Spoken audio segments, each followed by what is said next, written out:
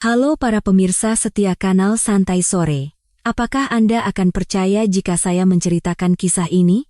Tepat di hari pesta syukuran ulang tahun ke-60 ibu kandung saya, di hadapan seluruh kerabat, bibi saya melemparkan segepok uang lecek ke wajah suami saya dan menyebutnya benalu yang hanya bisa menumpang hidup.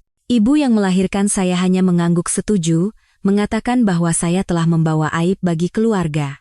Selama 5 tahun terakhir, saya telah menelan semua kepahitan ini, tetapi hari itu, saya sadar bahwa saya tidak bisa lagi menahannya. Ini bukan sekadar kisah tentang harga diri yang diinjak-injak. Ini adalah perjalanan untuk mengembalikan keadilan bagi seorang pria yang, meskipun direndahkan oleh seluruh dunia, adalah seluruh dunia bagi saya. Hari itu adalah hari Minggu yang cerah, hari yang seharusnya penuh sukacita. Itu adalah hari di mana pesta syukuran ulang tahun ke-60 ibu saya diadakan. Selama berhari-hari, saya bahkan rela membolos dari les tambahan untuk mempersiapkan pesta ini dengan segenap tenaga. Pagi-pagi buta, saya sudah pergi ke pasar dan kembali dengan kedua tangan penuh belanjaan. Saya ingin sekali menyajikan hidangan pesta yang luar biasa agar ibu bisa bangga di depan kerabat dan para tetangga. Suami saya, Bima, juga diam-diam membantu. Dia memang bukan orang yang banyak bicara, tetapi dia mempersiapkan segalanya dalam diam. Sambil membersihkan rumah dan mengerjakan pekerjaan kasar, matanya yang teduh selalu tertuju pada saya, seolah mengirimkan dukungan tanpa suara. Melihatnya seperti itu, hati saya terasa perih. Orang lain bersandar pada suami mereka, tetapi saya sebaliknya, saya harus menjadi satu-satunya tiang penopang baginya. Pesta dimulai dan para tamu memadati rumah. Rumah petak sederhana milik ibu saya seketika menjadi riuh rendah. Namun, di tengah keramaian itu, tidak ada tempat bagi kami berdua. Saya dan Bima seolah menjadi bayangan yang tersesat. Saya bermandi keringat di dapur tanpa henti, sementara Bima, setelah membantu saya, hanya duduk diam di kursi kecil di pojok halaman, mengawasi kedua anak kami bermain. Dia tidak berani masuk ke dalam rumah. Dia takut. Takut akan tatapan tajam dan bisik-bisik para kerabat, takut jika keberadaannya akan membuat saya semakin sulit, dan ketakutannya menjadi kenyataan. Saat hidangan hampir seluruhnya siap, Tante Ratih, yang terkenal dengan lidahnya yang setajam silet, memulai sandiwaranya. Sang bibi memandangi meja yang penuh dengan aneka hidangan, lalu berhenti di depan ibu saya dan berkata dengan suara melengking seperti pengeras suara, "Wah, Mbak Kyu, mewah sekali syukuran ulang tahunnya tahun ini. Pasti habis banyak uang, ya?" Ibu saya, mendengar itu, tersenyum lebar dengan hidung kembang kempis. "Ah, biasa saja. Namanya juga anak-anak berbakti, rezeki orang tua jadi ikut lancar." Lalu, pandangan mereka berdua serentak mengarah ke sudut halaman, ke tempat suami saya duduk. Tatapan itu tajam seperti belati, penuh dengan kebencian. Tante Ratih mencibir panjang. "Mbak Kyu, tidak semua anak itu sama, kan? Kasihan sekali aku melihat Sari, dari pagi buta sudah pontang-panting di dapur. Tapi sepertinya, rezeki Mbak Kyu habis terkikis oleh laki-laki yang duduk di sana itu." Jantung saya terasa seperti diremas. Saya berdiri di balik pintu dapur, merasakan tangan dan kaki saya gemetar. Saya tahu bibi saya sedang bersiap menyemburkan racunnya lagi. Ibu saya menghela napas panjang mendengar ucapan bibinya, ekspresi yang selalu ia pasang saat akan memulai drama sebagai ibu yang malang. "Hush, sudahlah, aku juga pusing memikirkannya. Orang lain bangga punya menantu hebat, tapi aku..." Ibu tidak melanjutkan kalimatnya, tetapi tatapan menghinanya sudah mengatakan segalanya. Tante Ratih, seolah mendapat kekuatan, langsung berjalan menuju tempat suami saya berada. Sambil bersedekap, ia memandangi suami saya dari atas ke bawah seolah melihat sesuatu yang menjijikkan. "Hei, kamu. Kenapa duduk di situ, tidak masuk ke dalam? Ini acara syukuran mertuamu, kenapa malah mojok di halaman? Oh, apa kamu sadar diri, jadi tidak berani duduk semeja dengan kami?" Bima mengangkat kepalanya. Matanya yang teduh menunjukkan kebingungan. "Tidak, Tante. Di sini lebih sejuk." "Sejuk?" Tante Ratih tertawa dengan suara yang memuakkan. "Menurutku sih, kamu itu tidak tahu malu. Sudah 5 tahun menikah, punya anak 2, tapi masih menumpang hidup di keluarga istri. Kamu tidak malu, hah? Jadi laki-laki kok tidak punya kemampuan? Kerjanya hanya di rumah menggerogoti istri. Baju yang kamu pakai itu juga pasti dibeli dari uang Sari, kan? Iya, kan? Setiap kata bibi saya bagaikan palu yang menghantam dada saya. Darah saya terasa mendidih. Saya ingin sekali berlari dan membungkam mulut perempuan itu, tetapi saya tidak bisa. Jika saya melakukannya, ibu pasti akan menuduh saya sebagai anak durhaka yang merusak hari bahagianya. Saya hanya bisa berdiri di sana, mengepalkan tangan hingga memutih. Bima menundukkan kepalanya dalam-dalam. Pundaknya bergetar halus. Saya tahu dia terluka. Meskipun ia tidak ingat siapa dirinya, ia masih memiliki harga diri sebagai seorang manusia. Melihatnya diam, bibi saya semakin menjadi-jadi. Ia berteriak kepada orang-orang di dalam rumah, seolah ingin seluruh dunia mendengarnya. Lihat semuanya. Betapa bodohnya keponakanku si Sari ini. Sudah jadi perawan tua umur 35, asal saja comot laki-laki untuk dinikahi. Akhirnya apa? Dia memungut gelandangan dari kolong jembatan untuk dijadikan suami. Sekarang dia harus menafkahi 3 orang, bukan cuma 1. Bagaimana nasib anak-anaknya nanti? Punya bapak seperti itu. Ucapan itu memutus batas kesabaran terakhir saya. Menghina saya atau suami saya masih bisa saya tahan, tetapi menyangkut anak-anak, saya tidak bisa terima. Tepat saat saya akan melangkah maju, tindakan yang lebih kejam terjadi. Tante Ratih mengeluarkan beberapa lembar uang lusuh dan lecek dari sakunya, uang yang biasa dilemparkan kepada pengemis. Bibi saya mendekati suami saya dan melemparkan uang itu ke tubuhnya. Lembaran-lembaran uang itu jatuh berserakan di bawah kaki suami saya. Nih, ambil. Anggap saja ini sedekah dariku. Pakai uang ini untuk membelikan istrimu dan anak-anakmu baju yang layak. Aku malu melihat penampilan kalian yang menyedihkan itu. Keheningan yang mengerikan menyelimuti ruangan. Semua orang terpaku melihat pemandangan itu. Bima duduk tak bergerak, matanya kosong. Anak-anak kami, melihat ayah mereka dilempari uang, menangis ketakutan. Suara tangis mereka seolah menyayat jantung saya. Cukup sudah. Saya tidak bisa menahannya lagi, bahkan untuk sedetik pun, saya melangkah maju, berdiri tepat di hadapan bibi saya. Saya tidak menangis, tidak juga berteriak. Suara saya anehnya terdengar sangat tenang. Tante, kami tidak butuh uang ini.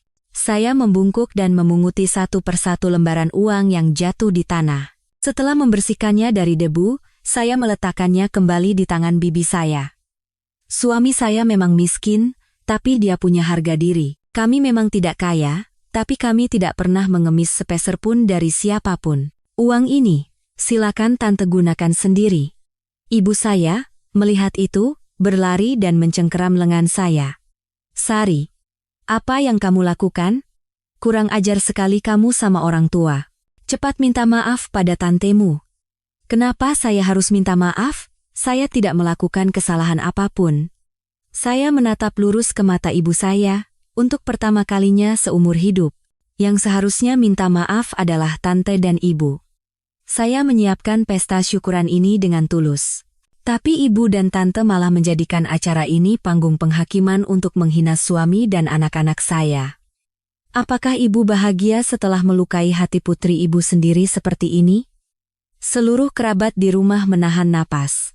Tak seorang pun menyangka saya, yang selama ini dikenal penurut dan sabar, akan mengatakan hal seperti itu. Mereka tidak tahu, cacing pun akan menggeliat jika diinjak. Dan hari itu, mereka telah membangunkan singa yang tertidur di dalam diri saya. Terima kasih telah mendengarkan kisah saya. Namun, apa yang akan terjadi selanjutnya jauh lebih mengejutkan dan dramatis. Jika Anda bersimpati dengan cerita saya, dan ingin menemani perjalanan saya selanjutnya, mohon dukung kami dengan menekan tombol subscribe, like, dan share kanal ini. Melihat wajah ibu dan bibi saya yang membeku, serta para kerabat yang kehilangan kata-kata atas perlawanan saya, kenangan pahit selama bertahun-tahun seolah membanjiri benak saya. Anda mungkin bertanya-tanya, mengapa seorang guru SD berusia 35 tahun, seorang wanita terpelajar, mau menikahi seorang pria tak dikenal yang oleh semua orang disebut gelandangan? Untuk menjawab pertanyaan itu, Saya harus membawa Anda kembali ke masa 5 tahun yang lalu, ke masa tergelap dalam hidup saya. Masa di mana saya pikir saya tidak akan pernah bisa keluar. Saat itu, saya baru saja menginjak usia 35 tahun. Bagi banyak orang, itu adalah usia kemapanan, karier yang stabil, dan keluarga yang harmonis. Tetapi bagi saya, usia 35 tahun serasa vonis mati. Hal pertama yang saya lihat saat membuka mata di pagi hari adalah kalender di dinding. Angka 35 itu bagaikan cap membara yang kejam, mengingatkan saya pada fakta bahwa saya adalah bom waktu di rumah, seperti yang selalu dikatakan ibu saya. Saya seorang guru sekolah dasar. Pekerjaan saya stabil, dan meskipun gaji saya tidak besar, cukuplah untuk menyewa sebuah kamar kos kecil dan menghidupi diri sendiri. Saya tidak jelek, juga tidak bodoh. Tapi sepertinya, jodoh memang belum datang. Di masa muda, saya tenggelam dalam buku dan murid-murid saya. Saat saya tersadar, semua teman seangkatan saya sudah menikah dan punya anak, hanya saya yang tersisa sendiri. Awalnya saya tidak terlalu peduli.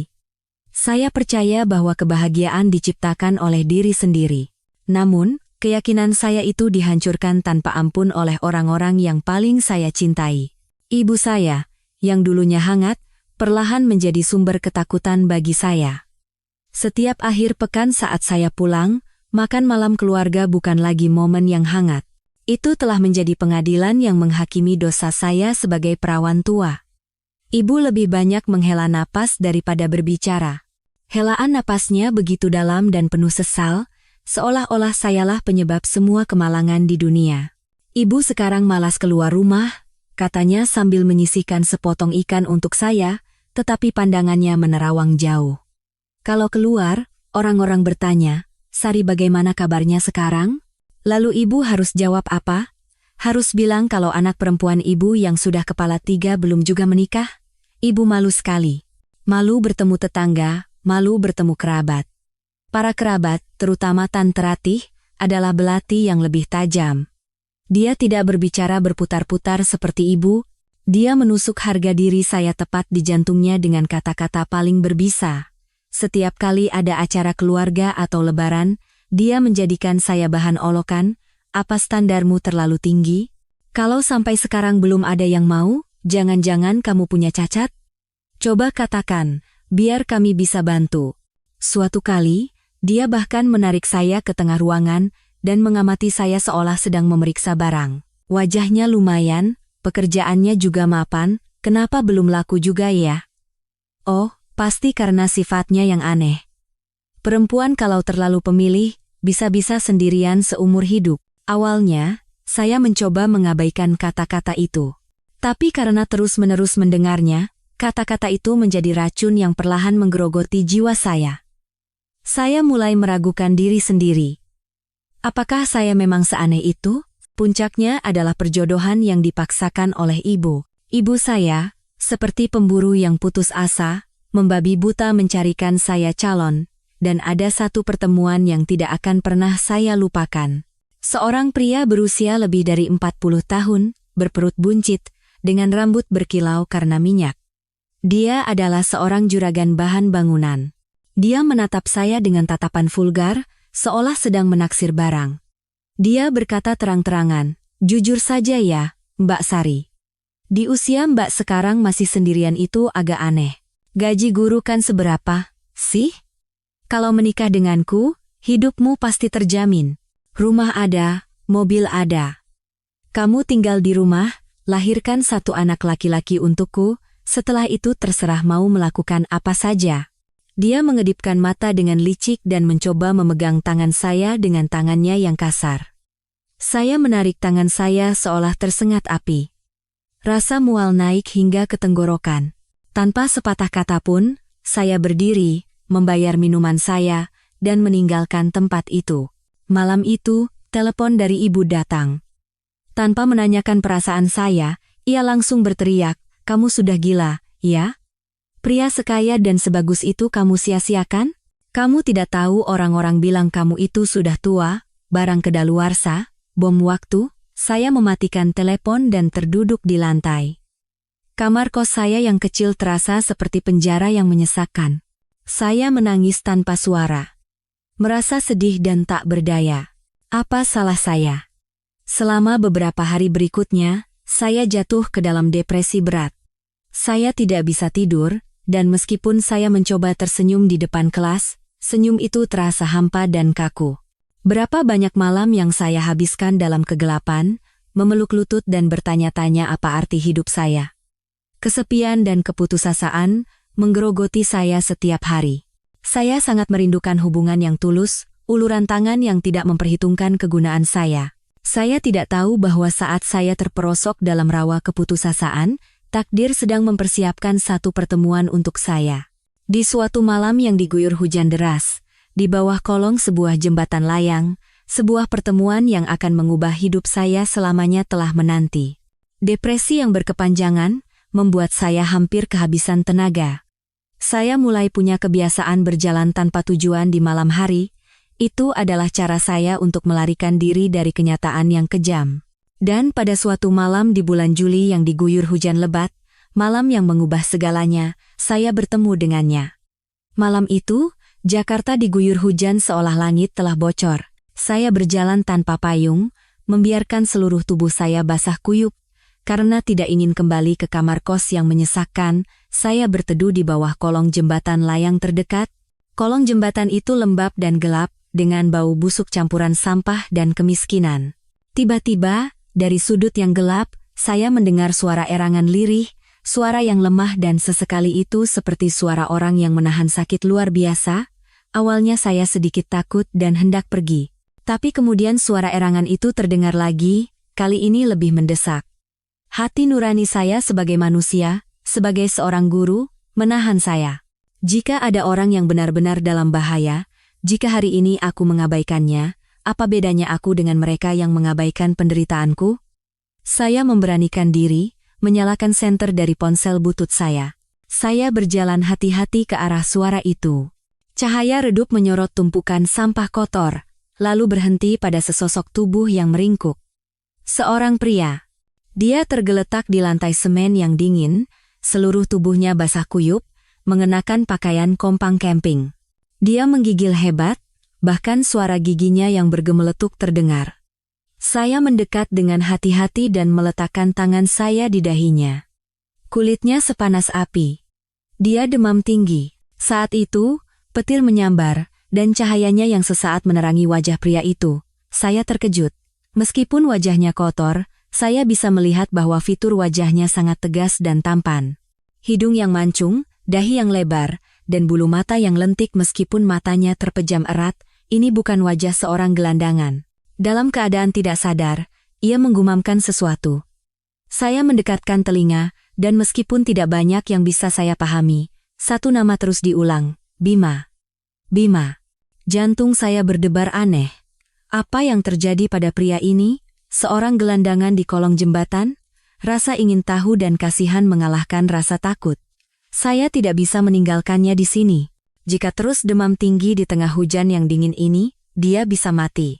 Saya membuat keputusan nekat yang bahkan sampai sekarang tidak saya mengerti. Saya memutuskan untuk membawanya ke kamar kos saya. Prosesnya sangat sulit. Dia kurus, tapi tubuhnya tinggi. Dengan sekuat tenaga, saya setengah menyeretnya, melangkah selangkah demi selangkah menembus hujan. Jarak dari kolong jembatan ke kos saya hanya sekitar 1 kilometer, tapi malam itu terasa seperti selamanya. Ketika kami tiba di kamar, saya hampir pingsan karena kelelahan. Dengan susah payah saya membaringkannya di satu-satunya tempat tidur saya. Saya mengambil air hangat dan menyeka wajah, tangan, dan kakinya. Saat menyeka tangannya, saya terkejut lagi. Meskipun ada beberapa luka, tangannya sangat bersih, jari-jarinya ramping dan panjang, kukunya terpotong rapi. Ini bukan tangan seorang pekerja kasar, malam itu saya hampir tidak tidur. Saya duduk di samping tempat tidur, terus mengompres dahinya untuk menurunkan demamnya. Saya membelikannya obat dan menyuapinya bubur sesendok demi sesendok. Dalam ketidaksadarannya, ia terus memanggil nama Bima. Semakin saya merawatnya, semakin kuat perasaan saya bahwa pria ini menyembunyikan sebuah rahasia. Menjelang subuh, demamnya perlahan turun, dia tertidur lelap dan tenang. Saya duduk di kursi kayu di samping tempat tidur. Lelah, tapi hati saya anehnya terasa damai. Fakta bahwa saya telah menyelamatkan satu nyawa seolah mengisi kekosongan dalam jiwa saya. Tanpa sadar, saya pun tertidur. Ketika saya membuka mata, hari sudah terang. Pria itu sudah bangun. Dia duduk bersandar di dinding, menatap saya. Matanya, setelah demamnya turun, terlihat jernih dan dalam, tetapi sorotnya bingung seperti anak yang tersesat. Dia menatap saya, lalu sekeliling kamar yang asing, lalu pakaiannya yang bukan miliknya. Dia memegangi kepalanya, ekspresinya penuh dengan rasa sakit dan kebingungan. Melihat saya sudah bangun, dia membuka mulutnya dengan pelan. Suaranya serak setelah sakit parah, tetapi terdengar hangat dan merdu. "Anda siapa?" tanyanya. Sebelum saya sempat menjawab, ia melontarkan pertanyaan lain. Pertanyaan yang menjadi awal dari segalanya, pertanyaan yang mengikat takdir kami selamanya. Dia menatap lurus ke mata saya dan bertanya dengan tatapan putus asa, "Lalu, saya ini siapa?" Pertanyaannya, "Lalu, saya ini siapa?" melayang di udara sunyi kamar kos saya. Itu bukan sekadar rasa ingin tahu, melainkan sinyal SOS putus asa yang meledak dari kedalaman jiwa yang kosong. Saya menatap matanya yang jernih namun tanpa jiwa, dan sudut hati saya terasa perih. Saya berbicara dengan suara setenang dan sehangat mungkin. "Anda pingsan di bawah kolong jembatan karena demam tinggi. Saya yang membawa Anda ke sini. Mungkin karena demamnya terlalu parah, Anda kehilangan ingatan sementara. Istirahat saja, perlahan-lahan ingatan Anda pasti akan kembali." Dia menatap saya, lalu menatap kedua tangannya lagi. Kebingungan yang luar biasa terpancar di wajahnya. Dia tidak berkata apa-apa lagi, hanya menatap kosong ke udara. Selama beberapa hari berikutnya, penghuni kamar kos saya bertambah satu. Saya memberinya nama sementara, Bima. Saya berharap nama yang berarti kokoh dan kuat itu bisa memberinya kekuatan. Bima adalah pasien yang sangat istimewa. Dia tidak pernah menuntut atau mengeluh, sangat pendiam dan penuh perhatian. Dan selama waktu singkat tinggal bersamanya, saya mulai menyadari keistimewaannya. Cara bicaranya sangat sopan. Dari kosakata dan tata bahasa yang digunakannya, saya tahu dia adalah orang yang berpendidikan sangat tinggi. Saat makan, cara ia menggunakan sendok dan garpu sangat benar, makan dengan rapi tanpa suara. Sikap seorang yang dididik di keluarga yang beradab. Suatu kali, saat saya sedang mengoreksi pekerjaan rumah siswa, saya kesulitan dengan soal matematika tingkat lanjut untuk kelas 5 SD. Bima, yang duduk di dekatnya, melirik buku catatan saya dan tiba-tiba berkata, "Soal ini akan lebih mudah dipahami jika menggunakan diagram garis." Lalu, ia dengan sabar menjelaskan cara menggambar diagram garis dan menganalisis soal secara logis. Cara penyelesaiannya jauh lebih ringkas dan jelas daripada cara saya. Bagaimana mungkin seseorang yang kehilangan ingatan bisa menyelesaikan soal matematika sesulit ini dengan mudah? Petunjuk-petunjuk kecil ini menumpuk, dan keyakinan dalam diri saya semakin kuat. Dia pasti orang yang sangat hebat di masa lalunya. Sebuah kecelakaan mengerikan telah merenggut ingatannya dan mendorongnya ke dalam situasi ini. Rasa iba saya padanya perlahan berubah menjadi rasa hormat. Namun, apa yang ditakutkan akhirnya terjadi. Setelah beberapa kali saya menjawab telepon dengan gagap, ibu saya menjadi curiga. Suatu sore, ibu sudah menunggu saya di depan pintu kos. Tepat pada saat itu, Bima keluar dari kamar. Ibu saya membeku melihatnya. Warna wajahnya seketika berubah. "Siapa laki-laki ini, Sari? Siapa dia?" Suara ibu melengking, penuh dengan amarah dan jijik. "Berani-beraninya kamu membawa laki-laki ke dalam rumah." Astaga, ibu sudah menduga. Sudah kepala tiga tidak laku-laku, akhirnya kelakuanmu jadi seperti ini. "Bukan begitu, Bu," saya buru-buru menjelaskan. "Dia sedang sakit, jadi saya hanya merawatnya." "Sakit? Sakit apa?" Ibu mencibir. Cibiran itu penuh dengan penghinaan. Kulihat dia baik-baik saja. Atau jangan-jangan dia kena penyakit malas? Penyakit menumpang hidup? Lihat penampilannya. Bajunya kompang camping, wajahnya bodoh. Usir dia sekarang juga. Kalau kamu tidak mengusirnya, jangan harap bisa melihat wajah ibu lagi. Ibu membuat keributan dan menarik perhatian tetangga. Orang-orang mulai berkerumun dan berbisik-bisik. Bima hanya berdiri di sana, menahan semua penghinaan dalam diam. Dia tidak berkata sepatah kata pun, hanya menundukkan kepala dan mengepalkan tinjunya. Saya melihatnya, lalu melihat ibu. Kemarahan naik hingga ke tenggorokan. Selama puluhan tahun, saya selalu hidup menuruti keinginan ibu. Saya berusaha menjadi anak yang baik. Tapi apa yang saya dapatkan sebagai balasannya? Kali ini, saya tidak mau mengalah. Saya meraih tangan Bima dan menariknya ke belakang saya. Lalu saya menatap lurus ke mata ibu. Bu, saya tidak bisa mengusir orang ini. Suara saya bergetar, tapi tegas. Dia kehilangan ingatan. Dia tidak punya siapa-siapa. Kalau saya mengusirnya sekarang, itu sama saja dengan membiarkannya mati. Saya tidak bisa melakukannya. Kamu berani membantah ibu? Ibu tidak percaya dengan telinganya sendiri. Demi laki-laki yang tidak jelas asal-usulnya, kamu melawan ibumu? Baiklah, kalau kamu memilih dia, mulai hari ini jangan panggil aku ibu lagi. Ibu berkata begitu dan berbalik pergi. Saya berdiri di tempat, air mata berlinang. Dari belakang, saya merasakan tangan Bima dengan lembut merangkul bahu saya, sebuah penghiburan tanpa kata. Setelah itu, hidup saya menjadi lebih sulit. Ibu menyebarkan gosip ke seluruh kerabat bahwa saya telah tergila-gila pada seorang pria dan membawa pulang gelandangan. Tapi anehnya, saya tidak merasa putus asa seperti dulu.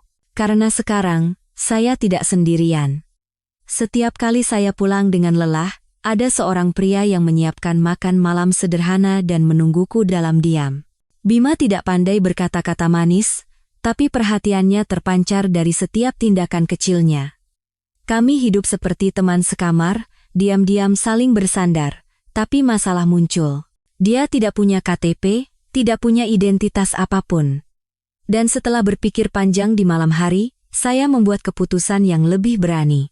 Saya duduk di sampingnya, menatap lurus ke matanya dan berkata, "Mas Bima, maukah menikah denganku?" Bima membeku.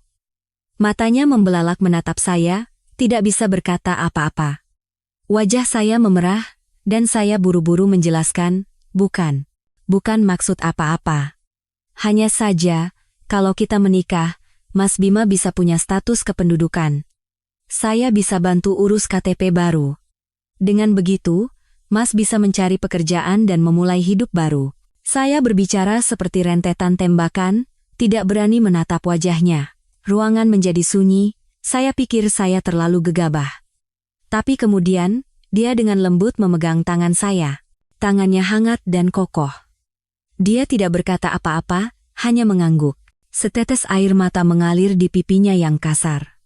Saya tahu itu adalah air mata terima kasih. Begitulah pernikahan kami dilangsungkan. Pernikahan tanpa bunga, tanpa resepsi, tanpa restu keluarga. Hanya dua insan kesepian yang saling bersandar, memulai perjalanan yang tak seorang pun tahu masa depannya. Pernikahan kami hanyalah selembar akta nikah.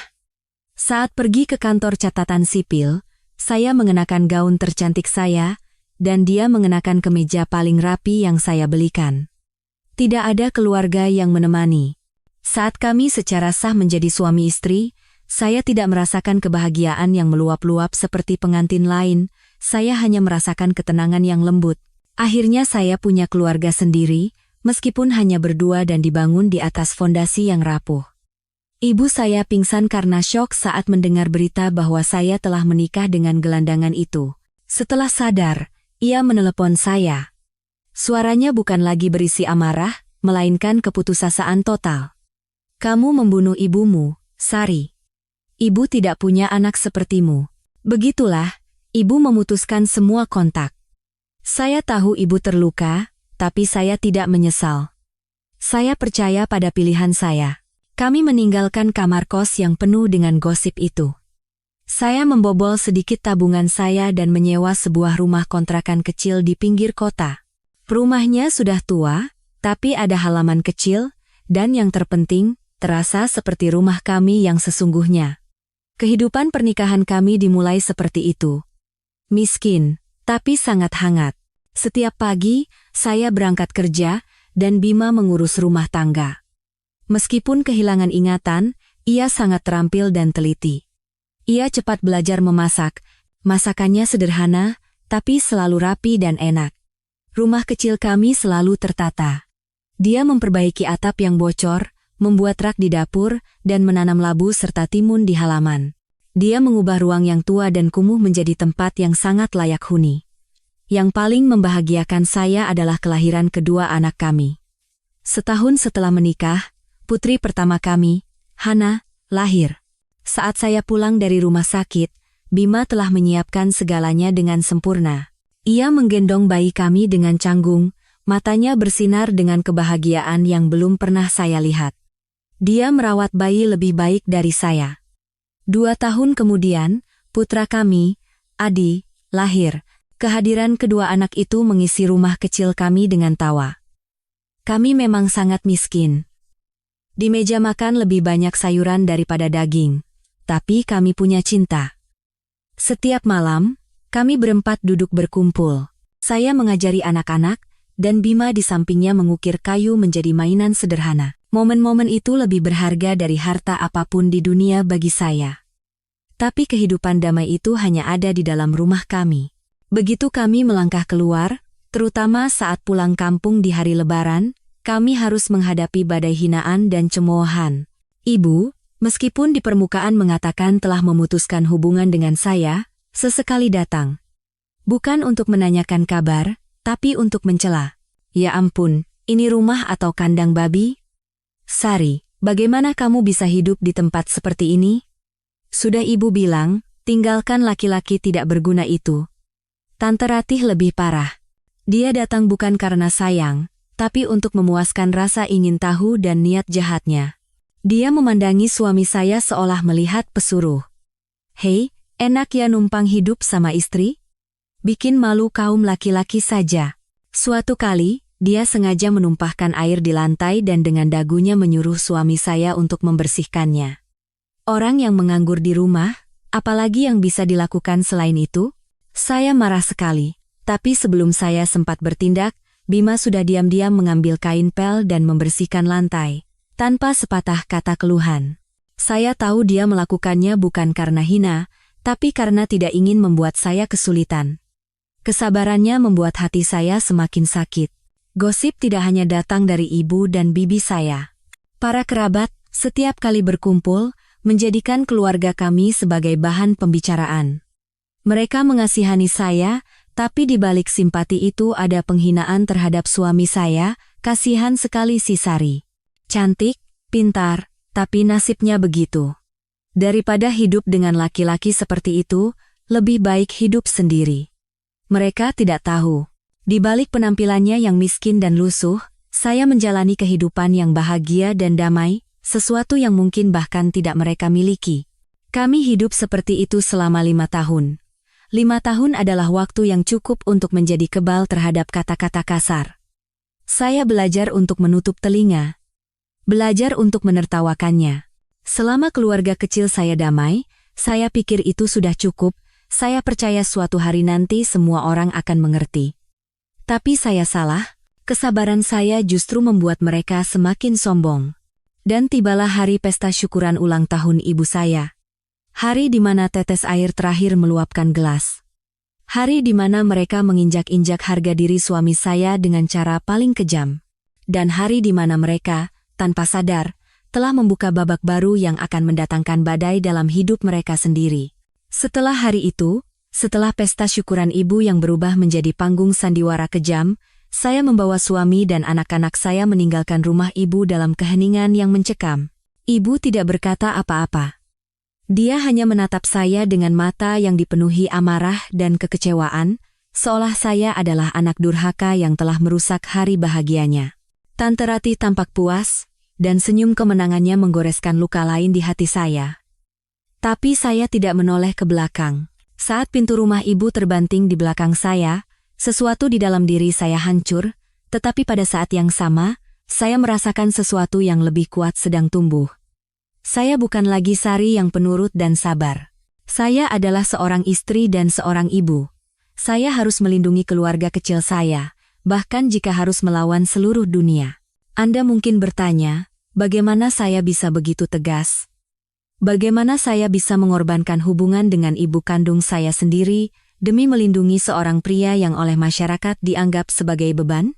Alasannya adalah, selama 5 tahun hidup bersama, saya telah melihat hal-hal dalam diri Bima yang tidak dilihat oleh orang lain.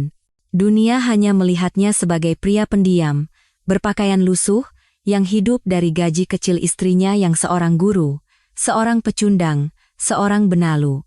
Tapi saya, yang setiap hari bersamanya, melihat berlian kasar yang tersembunyi di balik kabut amnesia, kecerdasan yang luar biasa. Usahanya selalu diam-diam, tidak pernah pamer, tapi ada di setiap sudut rumah kami. Saya ingat dengan jelas hari ketika satu-satunya aset berharga di rumah kami, sebuah televisi tua, tiba-tiba mati. Layarnya menjadi gelap gulita, dan anak-anak merengek karena kartun favorit mereka terputus. Saya menghela napas. Dengan gaji saya, membeli televisi baru adalah sebuah kemewahan. Tapi Bima dengan tenang memeriksa televisi itu dan berkata pada saya, "Coba aku lihat dulu." Dan saya menyaksikan pemandangan yang luar biasa.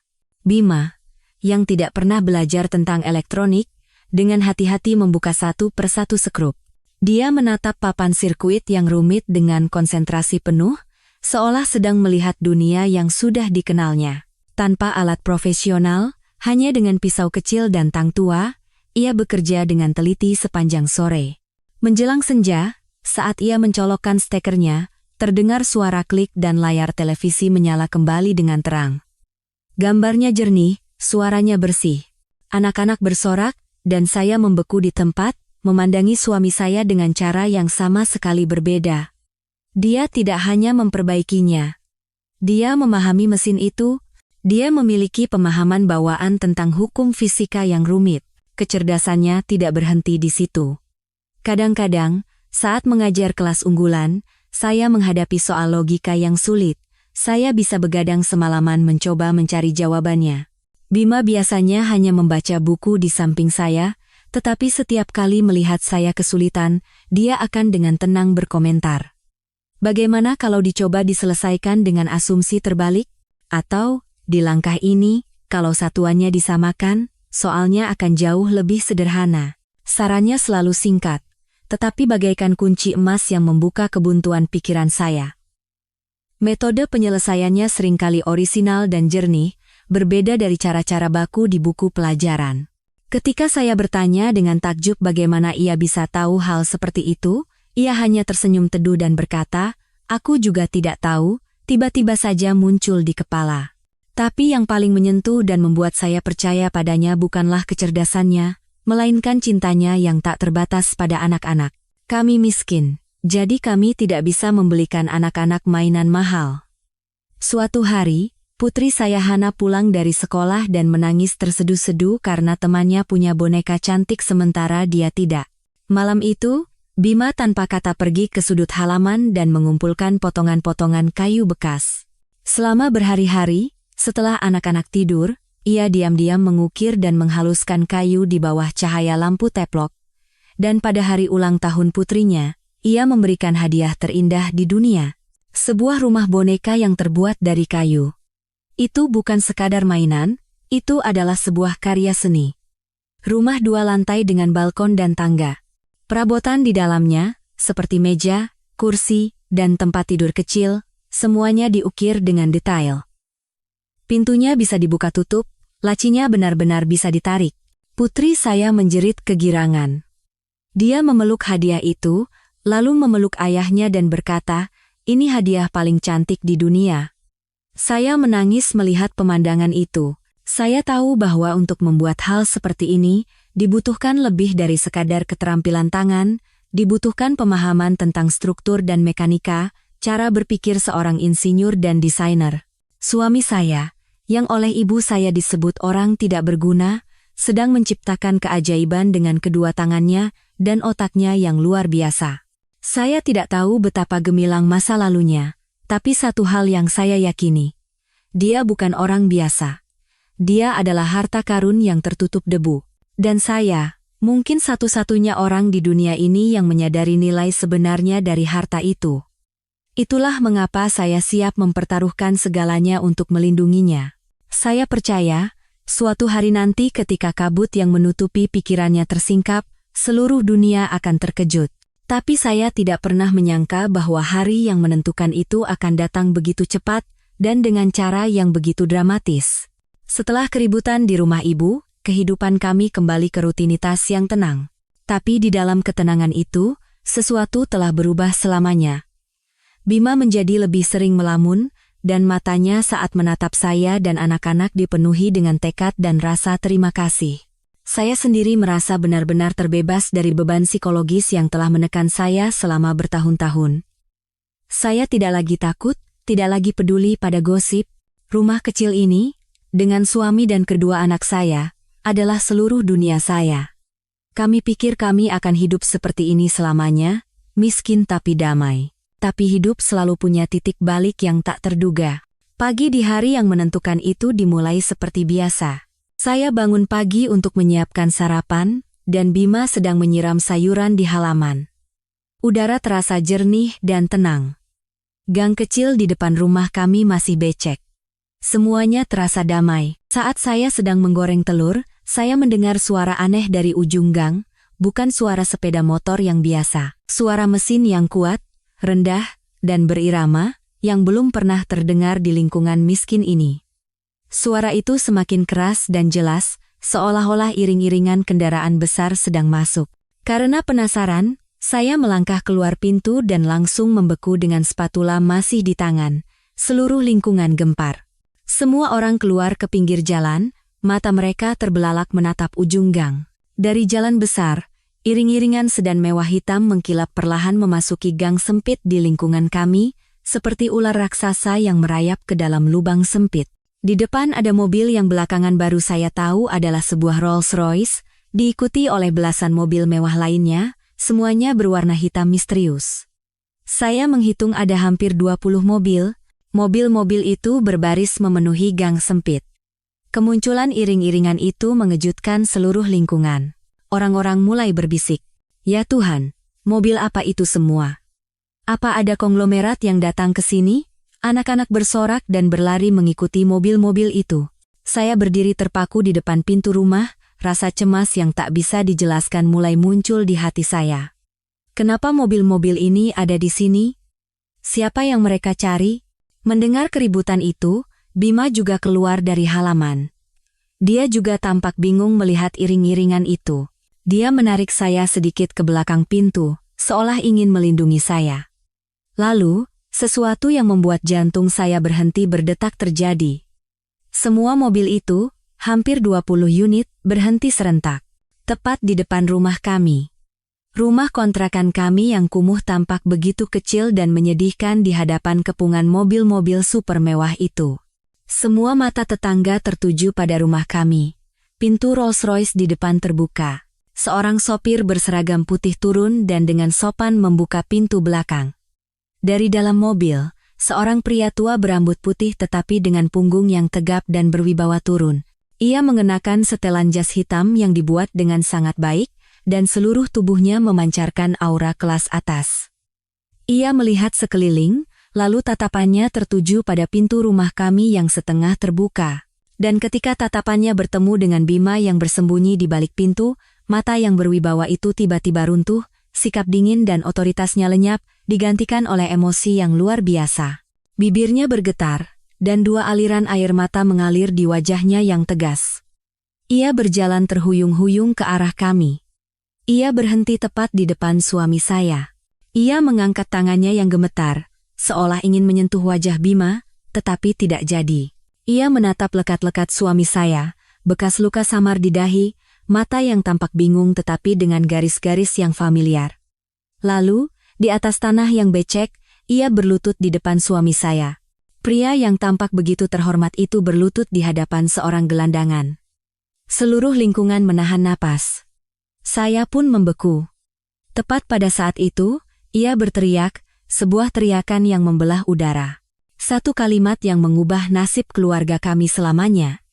Suaranya pecah karena haru. Ia menangis terseduh-seduh. Tuan muda Bima. Akhirnya Tuhan menolong saya menemukan Tuan muda. Teriakan pria itu, Tuan muda Bima, memecah keheningan gang sempit. Itu seperti petir di siang bolong, membuat semua orang yang ada di sana membeku. Bima. Nama yang familiar itu, nama yang dulu ia gumamkan saat tidak sadar, kembali bergema dengan jelas di kepala saya. Saya menatap pria yang berlutut itu sambil meneteskan air mata, lalu menatap suami saya yang membeku seperti batu. Mata suami saya terbelalak, dipenuhi dengan kebingungan dan keterkejutan yang luar biasa. Kepala saya terasa kacau. Apa yang sebenarnya terjadi? Pria itu, yang belakangan saya ketahui bernama Pak Tirtayasa, tidak peduli dengan tatapan heran orang-orang di sekitarnya. Di matanya, hanya ada sosok Bima.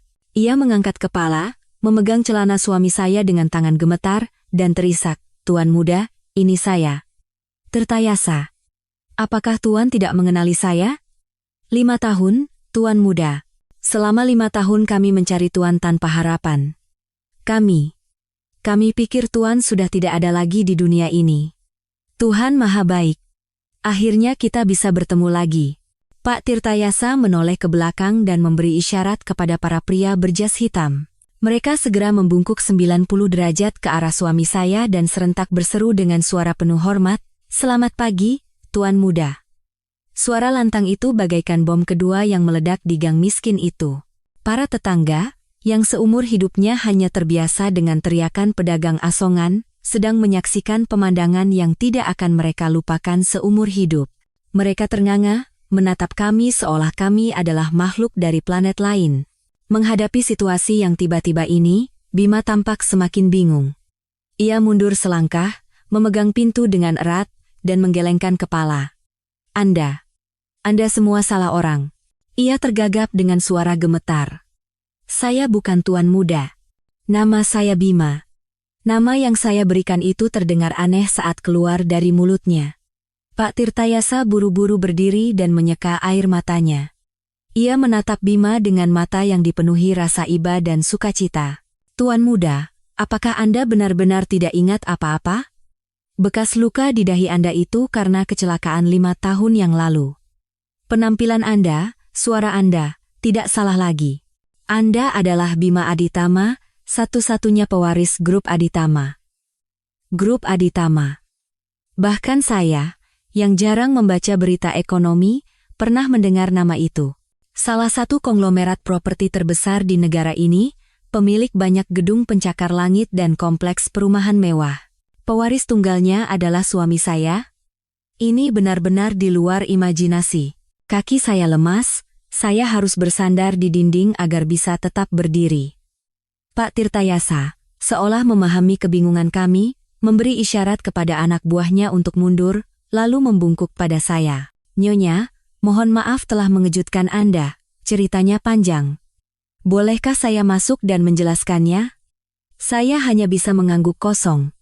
Pak Tirtayasa dan 2 orang pengawal masuk ke dalam rumah. Rumah yang sudah sempit itu terasa sesak dengan kehadiran mereka. Mereka terlalu mewah dan berwibawa untuk ruangan kumuh ini. Pak Tirtayasa duduk di kursi kayu tua, tapi wibawanya tetap tak berkurang. Ia memulai cerita yang tragis seperti film dengan suara tenang.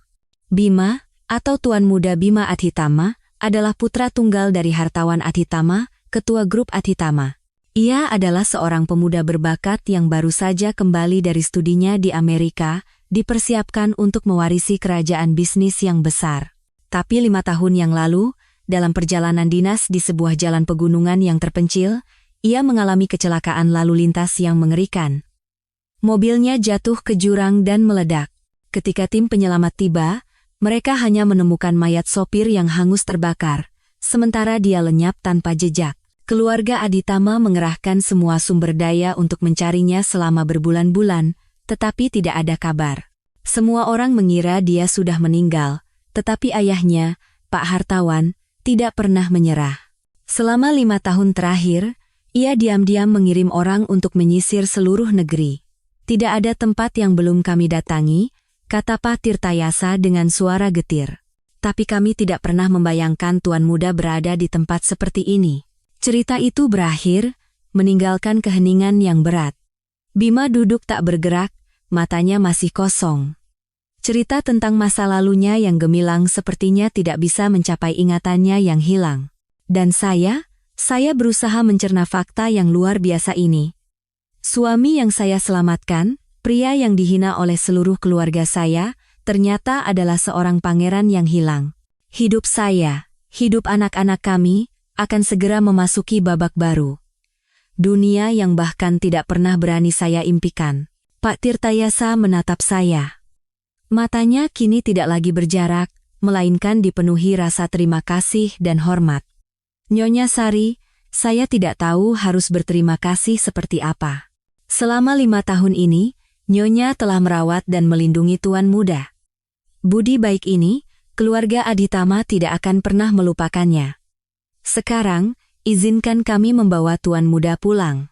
Tuan Besar sudah sangat merindukannya. Pulang? Benar. Dia harus pulang. Itu adalah rumahnya yang sesungguhnya. Tiba-tiba rasa cemas menjalari hati saya. Jika dia pergi, bagaimana dengan saya dan anak-anak? Seolah bisa membaca pikiran saya, Pak Tirtayasa melanjutkan dengan sopan. Dan tentu saja, Nyonya dan kedua putra-putri juga akan kami bawa serta. Nyonya adalah istri Tuan Muda dan penolong seluruh keluarga kami. Kedua anak Nyonya adalah satu-satunya cucu Tuan Besar. Di mana ada Tuan Muda, di situ juga harus ada Nyonya dan anak-anak. Berita tentang iring-iringan mobil super mewah yang memblokir gang sempit di lingkungan kami, dan kisah ditemukannya pewaris hilang dari salah satu konglomerat terbesar di negeri ini, menyebar lebih cepat dari angin. Para tetangga yang sudah pulih dari keterkejutan mengeluarkan ponsel mereka, mengambil foto dan video, dan menelepon ke sana kemari menyebarkan berita. Belum sampai 1 jam, kisah luar biasa itu telah melewati beberapa lingkungan dan akhirnya sampai ke telinga orang-orang yang paling tidak saya inginkan, yaitu Ibu dan Tante Ratih. Saya bisa membayangkan reaksi mereka saat mendengar berita itu. Awalnya pasti tidak percaya. Tapi ketika foto dan video iring-iringan mobil mewah, dan para pengawal yang membungkuk hormat di depan rumah kami terkirim, keraguan itu pasti berubah menjadi syok yang luar biasa. Dan tepat setelah syok itu, pasti terjadi perubahan sikap yang lebih cepat dari kecepatan cahaya. Sesuai dugaan saya, saat Pak Tirtayasa sedang membantu kami bersiap-siap untuk pergi, 2 sosok yang familiar muncul di ujung gang, Ibu dan Tante Ratih. Keduanya terengah-engah, wajah mereka memerah, menerobos kerumunan warga yang penasaran dan berlari menuju rumah kami. Ibu, yang katanya telah memutuskan hubungan dengan saya, kini berlari ke arah saya dengan kecepatan yang jauh lebih tinggi dari yang saya bayangkan. Begitu melihat Bima, atau Tuan Muda Bima Adhitama, berdiri di samping Rolls-Royce bersama Pak Tirtayasa, Ibu langsung menangis terseduh-seduh. Tapi kali ini bukan air mata penyesalan, melainkan air mata kebahagiaan dan penyesalan palsu yang bercampur aduk. Bima, menantuku. Ibu berlari dan mencoba memeluknya, tetapi 2 orang pengawal dengan sigap menghalangi. Ibu sempat terkejut, tapi kemudian melanjutkan sandiwaranya. Ya Tuhan, menantuku yang berharga, akhirnya ingatanmu kembali. Oh, Ibu bahagia sekali, Nak. Selama ini, Ibu selalu percaya kamu bukan orang biasa. Ibu sudah tahu, dari raut wajahmu saja, Ibu langsung tahu kamu ini bukan orang sembarangan. Saya berdiri di sana, diam-diam menyaksikan sandiwara murahan Ibu. Ibu yang menyebut suami saya gelandangan dan orang tidak berguna, kini memujinya setinggi langit. Ingatannya pasti sangat bagus, tapi mungkin ia pikir saya dan suami saya sudah melupakan semuanya. Tante Ratih tidak mau ketinggalan. Ia menyela ke depan, dengan senyum menjilat yang memuakkan di wajahnya yang biasanya sinis. Ia menjilat di depan Pak Tirtayasa. Selamat siang, Pak. Saya ini bibinya Sari, istri Tuan Muda. Wah, keluarga kami benar-benar ketiban durian runtuh. Ya, sejak pertama kali saya lihat Mas Bima, saya sudah pikir dia ini orangnya berwibawa. Saya bilang sama Mbak Kyu, anak ini nanti bakal jadi orang besar. Ternyata ucapan saya benar, kan? Saya hampir tertawa terbahak-bahak. Bibi yang melemparkan uang receh ke wajah suami saya sambil menyebutnya benalu tak tahu malu, sekarang membanggakan diri punya mata yang jeli melihat orang. Ketidakmampuan mereka benar-benar tak ada batasnya. Mereka berakting dengan begitu alami dan lihai seolah kata-kata hinaan di masa lalu tidak pernah ada. Pak Tirtayasa, yang sudah terbiasa dengan wajah-wajah seperti ini, hanya sedikit mengangkat sudut bibirnya, senyum sopan tapi penuh cemoohan. Dia tidak berkata apa-apa, hanya memberi isyarat kepada pengawal untuk membuka pintu mobil. Melihat kami akan segera pergi, ibu menjadi semakin panik. Ia mencoba mendekati Bima. Kali ini, ia tidak berani memanggil namanya sembarangan. Tuan Bima, ibu tergagap. Sari kami ini memang beruntung. Selama ini dia sudah merawat Tuan dengan sangat baik. Nanti kalau sudah kembali ke rumah, jangan lupakan Sari, ya? Dia kan istri Tuan, dan saya ini ibu mertua Tuan. Ibu menekankan kata ibu mertua seolah sedang mengklaim hak milik. Bima tetap memasang ekspresi bingung dari awal sampai akhir. Ia tidak mengerti apa yang mereka bicarakan, juga tidak ingat apa yang telah mereka lakukan. Saya memutuskan bahwa saya tidak bisa membiarkan mereka membuat keributan lebih lama di sini. Saya melangkah ke depan suami saya, menghalangi mereka. Sambil menatap lurus ke mata ibu dan bibi saya berkata dengan suara sedingin es, "Ibu, Tante, sudah cukup. Urusan keluarga kami biar kami yang urus sendiri. Dari sini ke rumah ibu tidak jauh, kan? Kalian berdua bisa jalan kaki, kan?" Ibu membeku melihat sikap saya. Ia tidak menyangka saya berani berkata seperti itu di depan menantunya yang berharga. "Sari, apa maksudmu? Ibu kan datang untuk memberi selamat pada kalian." "Selamat?" Saya mencibir. "Selamat dari ibu, rasanya saya tidak berani terima. Takut nanti mobilnya mogok di jalan. Ibu dan tante, sebaiknya pulang saja. Di sini banyak orang. Saya tidak mau keluarga kita jadi tontonan dan malu-maluin lagi." Kata-kata saya lembut, tetapi setajam pisau, menusuk harga diri mereka. Wajah ibu dan bibi saya memucat. Mereka pasti sadar bahwa saya sedang mengungkit masa lalu, kata-kata yang pernah mereka lontarkan. Mereka kehilangan kata-kata, hanya bisa menatap kami dengan ekspresi kesal dan bingung. Saya tidak berkata apa-apa lagi, hanya memapah Bima masuk ke dalam mobil. Kedua anak saya sudah berada di mobil lain. Saya menoleh untuk terakhir kalinya pada ibu dan bibi saya, lalu membanting pintu mobil. Pintu mobil yang tebal itu memisahkan kami dari dunia luar yang bising dan penuh kepalsuan. Iring-iringan mobil mulai bergerak perlahan, meninggalkan gang becek, tatapan heran para tetangga, dan dua wanita yang berdiri termangu dengan topeng yang telah terlepas. Saya tahu, ini baru permulaan. Sandiwara mereka tidak akan berakhir di sini, dan perjuangan saya untuk melindungi keluarga baru saya pun baru saja dimulai. Rolls-Royce melaju dengan senyap, berbeda dengan mobil manapun yang pernah saya naiki.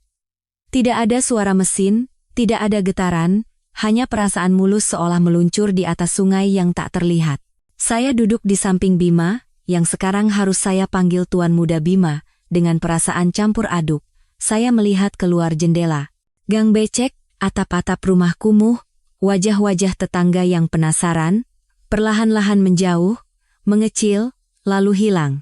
Seolah-olah saya telah melewati gerbang waktu, meninggalkan seluruh kehidupan masa lalu saya menoleh ke arah suami saya. Ia masih duduk dengan punggung tegak, kedua tangannya diletakkan dengan rapi di atas lutut.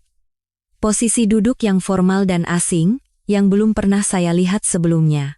Seolah-olah alam bawah sadar orang lain sedang bangkit di dalam dirinya. Tapi matanya, masih mata suami saya, Bima, yang bingung dan linglung. Ia menatap lekat-lekat kedua tangannya seolah mencari jawaban di sana. Mobil berjalan hampir 1 jam dan memasuki kawasan perumahan yang seperti dunia lain.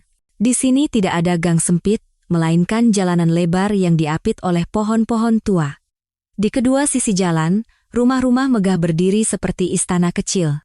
Akhirnya, iring-iringan mobil berhenti di depan sebuah gerbang perunggu raksasa yang tingginya mungkin mencapai beberapa meter. Gerbang itu diukir dengan detail naga dan burung phoenix. Saat gerbang itu perlahan terbuka tanpa suara, Tampaklah jalan aspal berkelok-kelok yang diapit oleh taman yang luas. Ada air mancur, patung marmer, dan kolam kecil tempat ikan koi berenang. Saya terpesona. Semua kemewahan yang pernah saya lihat seumur hidup saya jika digabungkan pun sepertinya tidak akan bisa menandingi satu sudut tempat ini. Ini bukan rumah, ini istana. Ketika mobil berhenti di depan teras utama rumah, saya hampir menahan napas. Rumah itu dibangun dengan gaya klasik Prancis, seperti kastil putih yang megah. Puluhan pelayan berseragam berbaris dalam 2 baris dari pintu mobil hingga pintu utama. Saat kami turun, mereka serentak membungkuk. Saya bingung harus berbuat apa, hanya bisa memegang erat tangan kecil putri saya, Hana. Hana juga membelalakan matanya, menatap sekeliling dengan bingung.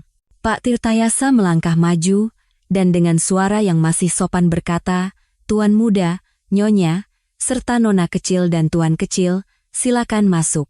Tuan besar sudah menunggu di dalam. Saat melangkah masuk, saya kembali terpesona. Lantainya terbuat dari marmer yang berkilau seperti cermin, dan di langit-langit yang tinggi tergantung lampu kristal raksasa yang berkelip seperti galaksi. Sofa, piano, lukisan di dinding, semua benda di rumah itu memancarkan aura agung dan mewah yang membuat orang merasa kecil. Saya merasa seperti salah masuk ke museum. Di tengah ruang keluarga, di atas kursi malas dari kulit berwarna merah tua, duduk seorang pria tua. Rambutnya sudah memutih, tapi punggungnya tegak, dan wajahnya yang tegas memancarkan wibawa seorang yang terbiasa memberi perintah. Matanya yang dalam dan tajam bersinar di balik kacamata berbingkai tanduk. Saya tahu, dialah ayah Bima, hartawan Aditama, ketua grup Aditama. Melihat kami masuk, ia berdiri. Pada saat itu, seluruh wibawanya seolah lenyap. Pandangannya terpaku pada putranya, Bima, tak berkedip sedetik pun. Ia berjalan mendekat dengan langkah yang agak goyah. Tanpa kata, ia mengangkat tangan dan dengan lembut menyentuh bekas luka di dahi putranya. Tangannya bergetar, bibirnya terkatup rapat. Ia menahan emosi yang hendak meledak. "Bima, benar ini kamu, nak?" Suaranya pecah. Ia memeluk putranya dengan erat. Pelukan yang berisi 5 tahun pencarian putus asa, 5 tahun penderitaan dan penyesalan. Bima hanya berdiri kaku di dalam pelukan orang asing yang memeluknya. Beberapa saat kemudian, Pak Hartawan melepaskan putranya. Ia menoleh ke arah saya dan kedua anak saya, tatapan tajamnya mengamati saya dari ujung rambut hingga ujung kaki, seolah ingin menembus isi hati saya. Saya sedikit takut. Tanpa sadar menundukkan kepala. Tapi suaranya, di luar dugaan, terdengar hangat. "Terima kasih," katanya. "Terima kasih telah merawat anakku selama ini. Budi baikmu ini tidak akan pernah kulupakan." Ia membungkuk untuk melihat kedua cucunya. Tatapan tegasnya berubah menjadi lembut. "Ini Hana dan Adi, ya? Cantik dan tampan sekali.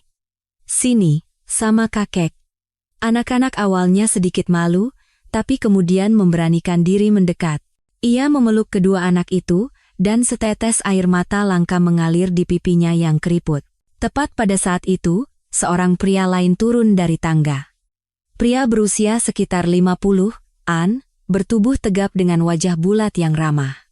Ia selalu tersenyum. Dengan pakaian santai, ia berjalan turun dengan riang. "Aduh, kakak. Akhirnya keponakan kita pulang juga." "Syukurlah, syukurlah," katanya dengan suara nyaring. Ia mendekati Bima dan menepuk bahunya dengan akrab. "Bima, masih ingat paman? Paman Hartono.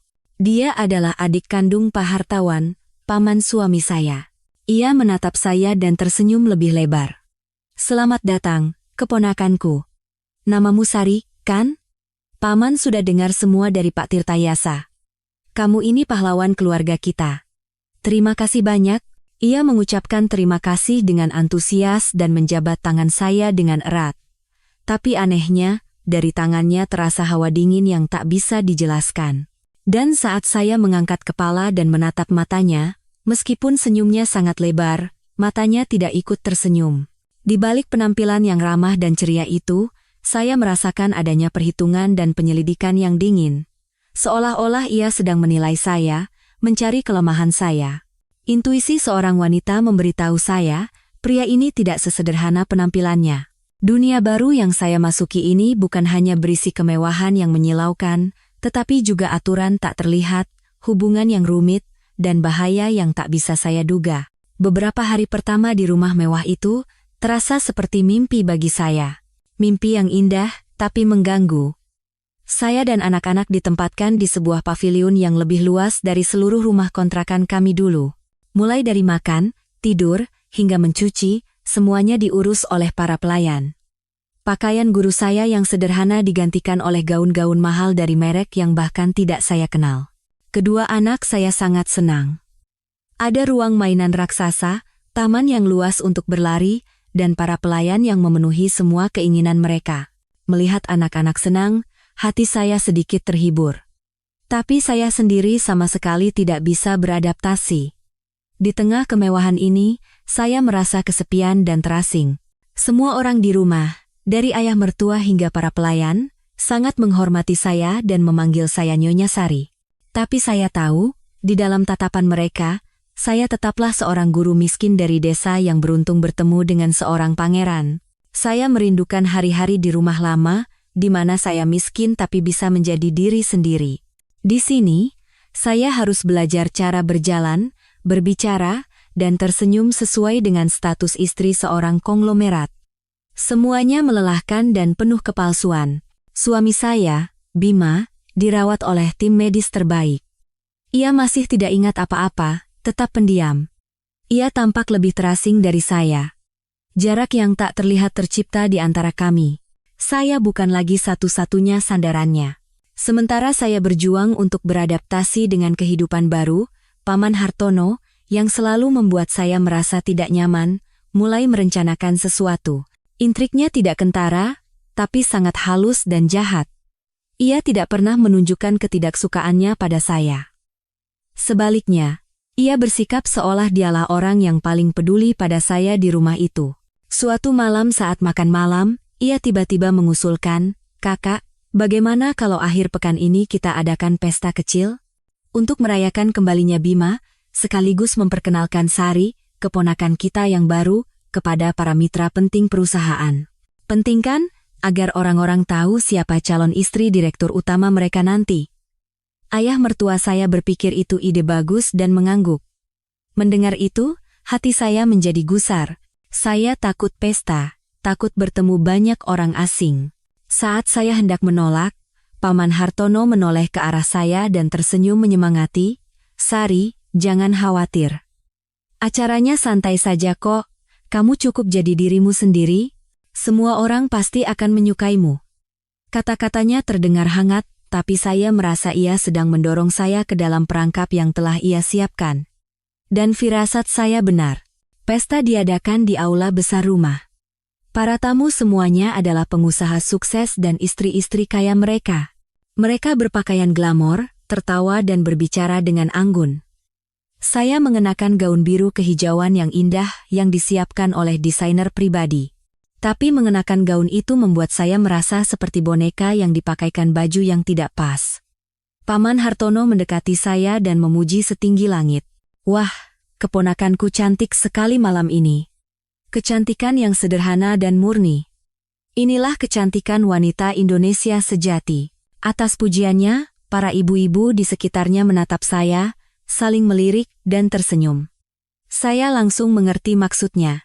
Di tengah hutan gaun-gaun bermerek yang berkilauan, kesederhanaan saya menjadi keanehan yang norak, tapi itu baru permulaan. Pesta dimulai, dan saya duduk di sebelah ayah mertua dan para mitra pentingnya.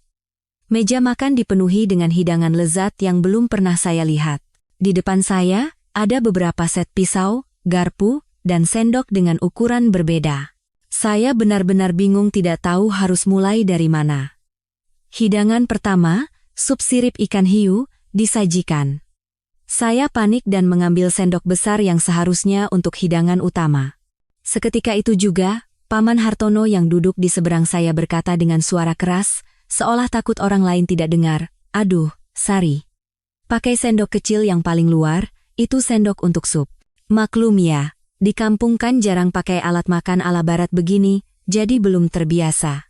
"Tidak apa-apa, pelan-pelan juga bisa. Meja makan seketika hening. Semua mata tertuju pada saya, dan wajah saya terasa panas karena malu. Kata-katanya di permukaan terdengar seperti ajaran yang ramah, tetapi sebenarnya itu adalah belati yang menusuk harga diri saya, tindakan yang merendahkan saya di depan semua orang. Dia seolah-olah berkata, "Lihat, istri pewaris grup Aditama ini bahkan tidak tahu cara menggunakan sendok." Ayah mertua saya sedikit mengernyitkan dahi, tapi tidak berkata apa-apa. Tidak berhenti di situ, sepanjang pesta, Paman Hartono sengaja memusatkan perhatian pada saya. Ia bertanya tentang manajemen atau pasar saham, topik yang ia yakini tidak saya ketahui sama sekali. Setiap kali saya tidak bisa menjawab dengan lancar, ia akan tertawa dan pura-pura membela saya. "Hahaha, Paman tanya yang sulit lagi, ya. Keponakan Paman ini kan guru, jadi terbiasa dengan kapur dan papan tulis saja. Mana tahu soal uang dan bisnis begini." Semakin ia membela saya, semakin saya merasa terhina. Dia sedang mencap saya sebagai wanita bodoh dan biasa yang sama sekali tidak pantas berada di acara ini. Dan akhirnya, intrik terakhirnya yang paling jahat terungkap. Saat saya pergi ke toilet dan melewati sudut koridor yang sepi, saya tidak sengaja mendengar percakapannya dengan salah satu mitranya. Ia berbicara tentang saya dengan suara penuh simpati palsu. Sebenarnya kasihan juga anak itu. Tumbuh miskin, lalu kebetulan bertemu Bima saat dia tidak punya apa-apa dan hilang ingatan. Ya, namanya juga jodoh.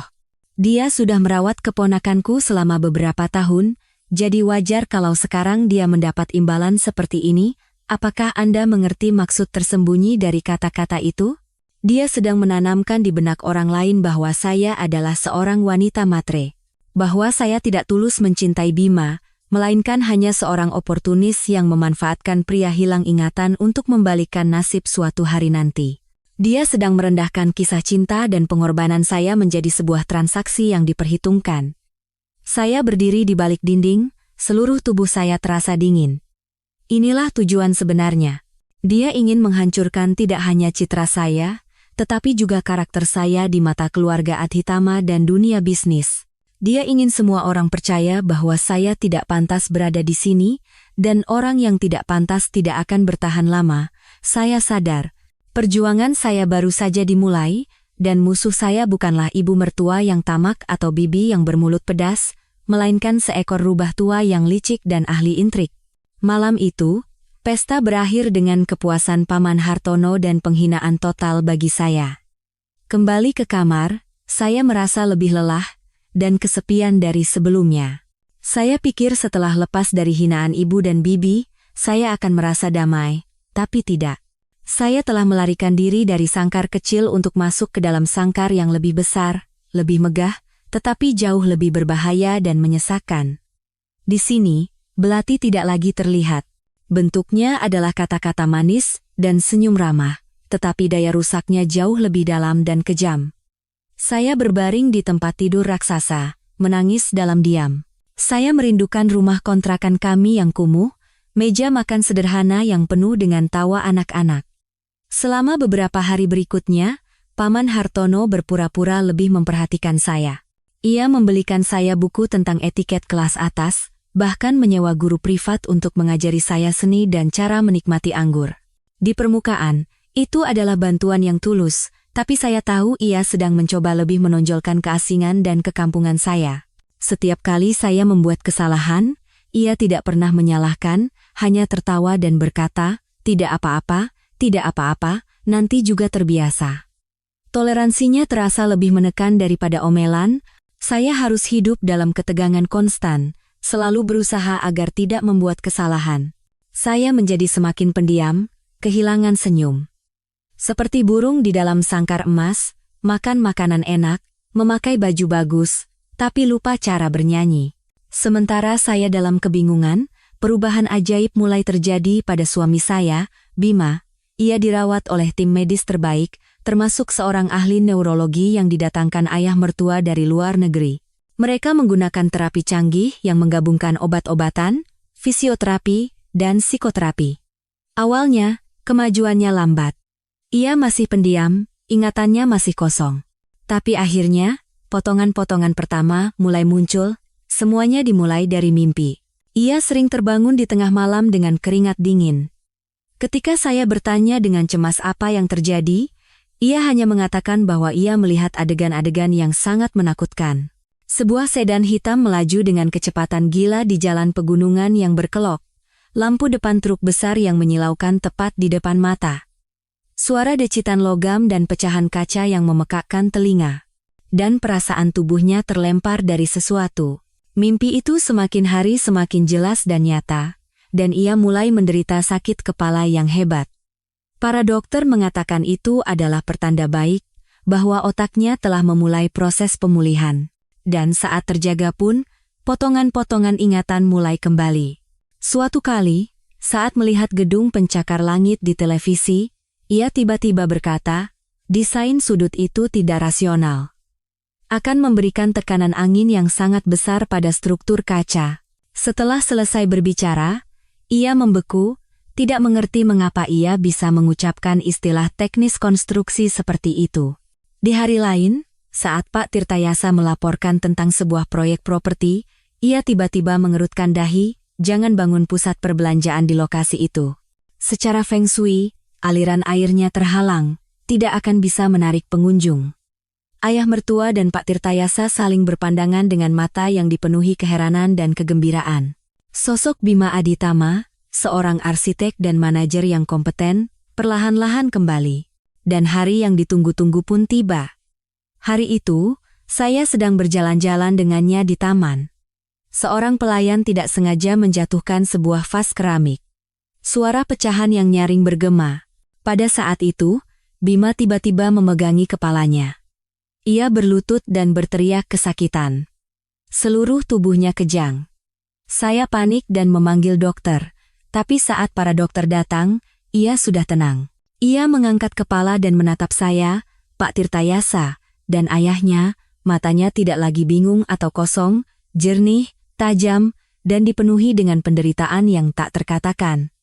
Ia bersuara, bukan lagi suara Bima yang baik hati, melainkan suara seorang pria yang telah melewati badai. Saya ingat, katanya, menekankan setiap suku kata. Saya ingat semuanya, semua orang bersorak gembira. Ayah mertua menangis dan memeluknya, tapi Bima tidak tersenyum. Ia menatap lurus ke mata ayahnya dan berkata dengan suara dingin, "Ayah, kecelakaan 5 tahun yang lalu itu, bukan kecelakaan." Ruangan kembali hening. Pak Hartawan mengerutkan dahi menatap putranya. "Apa maksudmu?" Bima mulai bercerita. Ingatannya kini seperti film gerakan lambat dengan semua detail yang jelas. Ia mengatakan bahwa hari itu ia sedang dalam perjalanan ke sebuah resor untuk memeriksa kemajuan proyek. Sopir hari itu bukan sopir pribadinya, melainkan orang yang baru pertama kali ia lihat. Selama perjalanan, ia merasa ada yang tidak beres. Sopir itu terus-menerus melihat ke kaca spion dengan gugup. Saat mobil memasuki jalan pegunungan yang terpencil, tiba-tiba sebuah truk besar muncul dari belakang dan terus mendorong mobilnya ke arah tebing. Bima segera menyadari bahwa ini adalah sebuah konspirasi dan berteriak kepada sopir untuk mempercepat, tapi sudah terlambat. Truk itu menghantam bagian belakang mobilnya dengan keras, dan dalam benturan yang mengerikan, mobil itu menabrak pagar pembatas dan jatuh ke jurang. Ia mengatakan bahwa ia berhasil membuka pintu dan berguling keluar sesaat sebelum mobil meledak. Ia terbentur keras di kepala dan pingsan, dan saat sadar, ia sudah berada di tengah hutan lebat. Pikirannya kosong, tidak tahu siapa dirinya atau kemana harus pergi. Ia berkeliaran tanpa tujuan, hidup dari belas kasihan orang lain. Sampai pada malam hujan yang menentukan, ia bertemu dengan saya. Kisah Bima mengubah kegembiraan reuni keluarga menjadi suasana yang berat dan penuh kecurigaan. Kecelakaan biasa kini menjadi percobaan pembunuhan yang disengaja. Siapa dalangnya? Siapa yang begitu kejam hingga ingin membunuh satu-satunya pewaris perusahaan? Ayah mertua, Pak Hartawan, adalah yang paling terkejut. Wajahnya mengeras, matanya menyipit dalam pemikiran yang dalam. Dia adalah rubah tua di dunia bisnis. Dia tahu betul bahwa di dunia kekuasaan dan uang, tidak ada yang tidak mungkin. Selama beberapa hari berikutnya, Bima dan Pak Tirtayasa memulai penyelidikan rahasia. Ia bukan lagi Bima yang lugu. Ia telah sepenuhnya kembali ke wujud aslinya yang tegas, cerdas, dan tajam. Ia memberi perintah kepada Pak Tirtayasa dengan suara berwibawa. Pak Tirtayasa, cari kembali data pribadi sopir yang tewas dalam kecelakaan 5 tahun lalu. Selidiki keluarganya, hubungan sosialnya, dan rekening banknya sebelum kecelakaan. Pasti ada petunjuk. Pada saat yang sama, ia memerintahkan untuk memeriksa semua pembukuan proyek perusahaan selama 5 tahun ketidakhadirannya. Ia curiga bahwa pelaku tidak hanya ingin membunuhnya, tetapi juga ingin merebut perusahaan. Saya mengamati perubahan suami saya, merasa senang sekaligus sedikit asing. Ia bukan lagi suami yang hanya berkutat di dapur. Ia sibuk dengan rapat dan panggilan telepon. Tapi setiap malam saat kembali ke kamar, ia kembali menjadi Bima saya. Ia akan memeluk saya, memegang tangan saya dengan erat, dan berkata, "Terima kasih, Sari. Tanpa kamu, aku mungkin tidak akan ada di dunia ini. Kamu dan anak-anak adalah alasanku untuk menjadi kuat, untuk mengungkap kebenaran." Kata-katanya menghangatkan hati saya. Saya tahu, siapapun dia. Bima atau Tuan Muda Bima Adhitama, perasaannya terhadap saya tidak berubah. Sementara itu, Paman Hartono sepertinya tidak tahu apa-apa. Ia masih memainkan peran sebagai paman yang baik, berpura-pura senang dengan kesembuhan keponakannya. Ia sering datang untuk menanyakan kabar. "Aduh, Bima, wajahmu cerah sekali hari ini. Paman senang sekali. Cepat sembuh total ya, biar bisa menggantikan ayah mengurus perusahaan. Paman juga sudah tua, hanya menunggu hari kamu duduk di kursi direktur utama." Kata-katanya selalu semanis madu, tapi Bima yang telah mendapatkan kembali ingatannya kini bisa melihat kepalsuan dan niat jahat di balik senyum itu. Penyelidikan membuahkan hasil dengan cepat. Pak Tirtayasa menemukan bukti yang tak terbantahkan.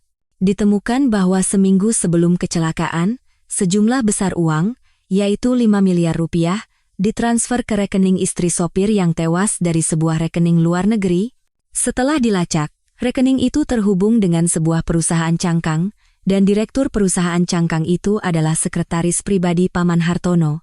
Bukan hanya itu. Selama 5 tahun Bima menghilang, Paman Hartono telah menggunakan kepercayaan kakaknya untuk diam-diam mengalihkan beberapa proyek besar perusahaan ke perusahaan cangkangnya, menyebabkan kerugian ratusan miliar rupiah. Semua bukti mengarah pada satu orang.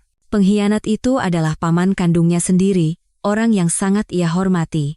Hari perhitungan pun tiba. Bima meminta ayahnya untuk mengadakan rapat keluarga darurat dengan dalih ingin melaporkan kondisi kesehatannya. Rapat diadakan di ruang keluarga besar, hanya dihadiri oleh 4 orang, ayah mertua, Bima, Paman Hartono, dan saya. Suasananya sangat tegang, Paman Hartono masih tersenyum ceria. "Nah, Bima, ayo berikan kabar baik pada Paman dan ayah. Kamu sudah sembuh total, kan?" Bima tidak langsung menjawab. Ia dengan tenang berdiri dan mendekati proyektor yang sudah disiapkan. Saat ia mencolokkan USB, gambar pertama yang muncul di layar besar adalah wajah sopir yang tewas. "Paman, kenal orang ini?" tanyanya dengan suara sedingin es. Paman Hartono sempat terkejut, tapi kemudian kembali memasang ekspresi tenang. "Oh, ingat, sopir yang malang yang tewas dalam kecelakaanmu. Kasihan sekali dia. Ya, dia memang sudah meninggal, tapi istri dan anak-anaknya hidup sangat berkecukupan." Bima menekan tombol remote, layar menampilkan serangkaian transaksi bank. Seminggu sebelum meninggal, istrinya menerima 5 miliar rupiah. Bukan jumlah yang kecil untuk seorang sopir, kan, Paman? Wajah Paman Hartono mulai pucat, senyum di bibirnya membeku. Itu Paman tidak tahu. Mungkin dia menang lotre atau punya bisnis. Lotre? Bima mencibir. Kalau begitu, fakta bahwa uang itu ditransfer dari perusahaan yang terkait dengan sekretaris Paman juga kebetulan, ya? Ia menekan remote lagi, dan sebuah diagram aliran dana yang rumit muncul. Tapi ujungnya semua mengarah pada sekretaris Paman Hartono. Wajah Paman Hartono kini putih seperti kertas. Ia mulai tergagap. Aku sama sekali tidak tahu. Pasti sekretaris itu yang melakukannya sembarangan. Akan aku selidiki dan urus segera. Tidak perlu, Paman. Bima memotong. Karena Dalang sebenarnya bukan dia. Tatapan Bima menjadi setajam pisau. Ia menatap lurus ke wajah pamannya. Dalangnya adalah paman sendiri. Paman yang merencanakan kecelakaan itu untuk membunuh saya dan untuk merebut perusahaan ini. Kakakmu. Jangan bohong. Paman Hartono berdiri dan menunjuk Bima. Berani-beraninya kamu menuduhku tanpa bukti. Kakak, lihat anak ini. Baru saja sadar sudah mulai mengigau. Ayah mertua, Pak Hartawan, diam dari awal sampai akhir, tapi kini wajahnya menjadi sedingin es. Ia menatap lekat-lekat adiknya, bukan Bima, Hartono, aku hanya akan bertanya satu hal. Suaranya rendah, penuh kekecewaan. Apakah ini perbuatanmu? Keheningan ayahnya dan tatapan tajam keponakannya benar-benar meruntuhkan pertahanan Paman Hartono. Ia tahu semuanya sudah berakhir. Ia terduduk lemas di kursi, seluruh kekuatannya hilang, tak ada lagi wibawa yang tersisa. Ia tidak lagi menyangkal, hanya menundukkan kepala dengan bahu bergetar. Sang pengkhianat akhirnya menunjukkan wajah aslinya, wajah yang dipenuhi keserakahan, iri hati, dan kekejaman. Istana megah ini ternyata dibangun di atas fondasi konspirasi dan kebohongan. Saat Paman Hartono menunduk dan mengakui segalanya, ruang keluarga yang megah itu diselimuti keheningan yang menyesakkan. Saya duduk di samping suami saya, menyaksikan semua babak akhir dari sandiwara ini. Konspirasi paling jahat datang dari orang terdekat, orang yang selalu tersenyum ceria. Ayah mertua, Pak Hartawan, tampak menua puluhan tahun dalam sekejap. Rasa sakit dikhianati oleh adik kandung yang sangat ia percayai sepertinya lebih besar daripada kesedihan kehilangan anak selama 5 tahun. Ia tidak berteriak atau memaki. Ia hanya menatap adiknya dengan mata kosong, tatapan yang penuh dengan kekecewaan mendalam. Kenapa? Tanyanya dengan suara serak dan susah payah. Apa yang kurang dariku padamu? Kekuasaan, uang, kepercayaan mutlak, apa yang kurang sampai kamu melakukan ini? Barulah Paman Hartono mengangkat kepala. Matanya merah, dipenuhi dengan iri hati dan kebencian yang telah terpendam selama bertahun-tahun. Kakak memberiku? Ia mencibir dengan senyum sinis. Kakak hanya melemparkan sisa-sisa yang tidak kakak pakai. Sejak kecil, kakak selalu lebih baik dariku dalam segala hal. Kakak anak laki-laki pertama, jadi kakak mewarisi segalanya, sementara aku seumur hidup hanya menjadi bayangan kakak, Hartono si adik yang baik. Bahkan anak kakak, si Bima ini, sejak lahir sudah ditakdirkan untuk berada di atasku. Aku tidak terima. Grup Aditama ini juga seharusnya menjadi milikku. Pengakuan pahit itu mengungkap segalanya. Akar dari semua kejahatan ini tidak lain adalah keserakahan dan iri hati. Pak Hartawan tidak berkata apa-apa lagi, hanya diam-diam berbalik dan mulai menaiki tangga. Punggungnya bungkuk, tampak lelah dan kesepian. Saat melewati kami, ia berbisik dengan suara tegas, Bima, Pak Tirtayasa. Selesaikan sisanya sesuai hukum, tidak ada tempat untuk pengkhianat di rumah ini, itu adalah vonis mati. Segera setelah itu, Pak Tirtayasa menghubungi polisi. Bukti transfer bank, kesaksian orang-orang terkait, dan pengakuan Paman Hartono sendiri, semuanya diserahkan. Paman Hartono ditangkap langsung di rumah itu, tanpa perlawanan sedikit pun. Saat diborgol dan dibawa pergi, ia melewati saya. Tatapannya bukan lagi penyelidikan, melainkan kebencian yang mendalam. Mungkin ia berpikir bahwa kemunculan saya dan kembalinya Bima telah merusak semua rencananya. Melihatnya, saya merasa lebih kasihan daripada puas. Manusia, jika dibutakan oleh keserakahan, pada akhirnya akan menghancurkan segalanya dengan tangannya sendiri. Keadilan ditegakkan dengan cepat dan tuntas. Paman Hartono dan komplotannya dihadapkan pada hukuman berat atas tuduhan percobaan pembunuhan dan penggelapan. Grup Aditama sempat mengalami krisis besar, tapi di bawah kepemimpinan Bima yang tegas dan dukungan ayahnya, perusahaan dengan cepat kembali stabil. Setelah 5 tahun mengembara, Bima secara resmi kembali, bukan hanya sebagai pewaris, tapi sebagai pemimpin yang kompeten dan karismatik yang dihormati oleh semua karyawan. Saya pikir badai telah berlalu, tapi hidup sepertinya ingin menguji saya sekali lagi. Saat kisah keluarga Aditama mulai mereda, Badai kecil tapi tak kalah merepotkan datang ke depan pintu rumah kami, Ibu dan Tante Ratih. Setelah pulih dari syok awal dan penolakan tegas saya, mereka dengan cepat mengubah strategi. Tidak lagi berakting, mereka menyerang secara langsung. Suatu sore, saat saya sedang bermain dengan anak-anak di taman, seorang pelayan berlari tergopoh-gopoh dan melaporkan bahwa ada 2 wanita di depan gerbang yang membuat keributan, ingin bertemu dengan Nyonya Sari. Saya langsung tahu siapa mereka. Saat gerbang dibuka, ibu dan bibi saya masuk. Tapi tidak lagi dengan penampilan memelas seperti sebelumnya, melainkan dengan sikap sombong seolah datang untuk menagih utang. Ibu berjalan lurus ke arah saya, tanpa basa-basi. "Sari, ibu mau bicara denganmu," katanya tegas. "Ibu tahu sekarang nasibmu sudah baik, sudah jadi istri konglomerat, tapi jangan lupakan asal-usulmu. Kamu bisa seperti sekarang ini berkat ibu yang melahirkan dan membesarkanmu." Saya bersedekap, diam-diam mendengarkan apa yang ingin ibu katakan. Di sebelahnya, Tante Ratih menyahut dengan suara melengking, "Betul, kalau tahu berterima kasih, ya harus dibalas. Sekarang suamimu pewaris perusahaan sebesar itu, tentu saja keluarga dari pihak istri juga harus dapat bagian, kan? Bagaimanapun juga, kamu kan masih darah daging kami." Akhirnya watak asli mereka terungkap, mereka datang bukan karena sayang atau khawatir, melainkan untuk meminta bagian harta. Mereka menganggap pernikahan dan keberuntungan saya seperti lotre yang mereka berhak mendapatkan sebagian dari hadiahnya. Ketidakmampuan mereka membuat saya bukan lagi marah, melainkan ingin tertawa.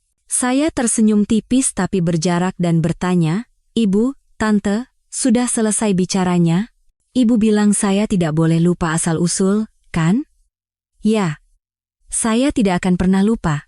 Saya tidak akan lupa hari-hari di mana saya harus hidup di tengah caci maki hanya karena saya perawan tua. Saya tidak akan lupa perjodohan paksa, hinaan dari kerabat yang dipimpin oleh ibu dan tante.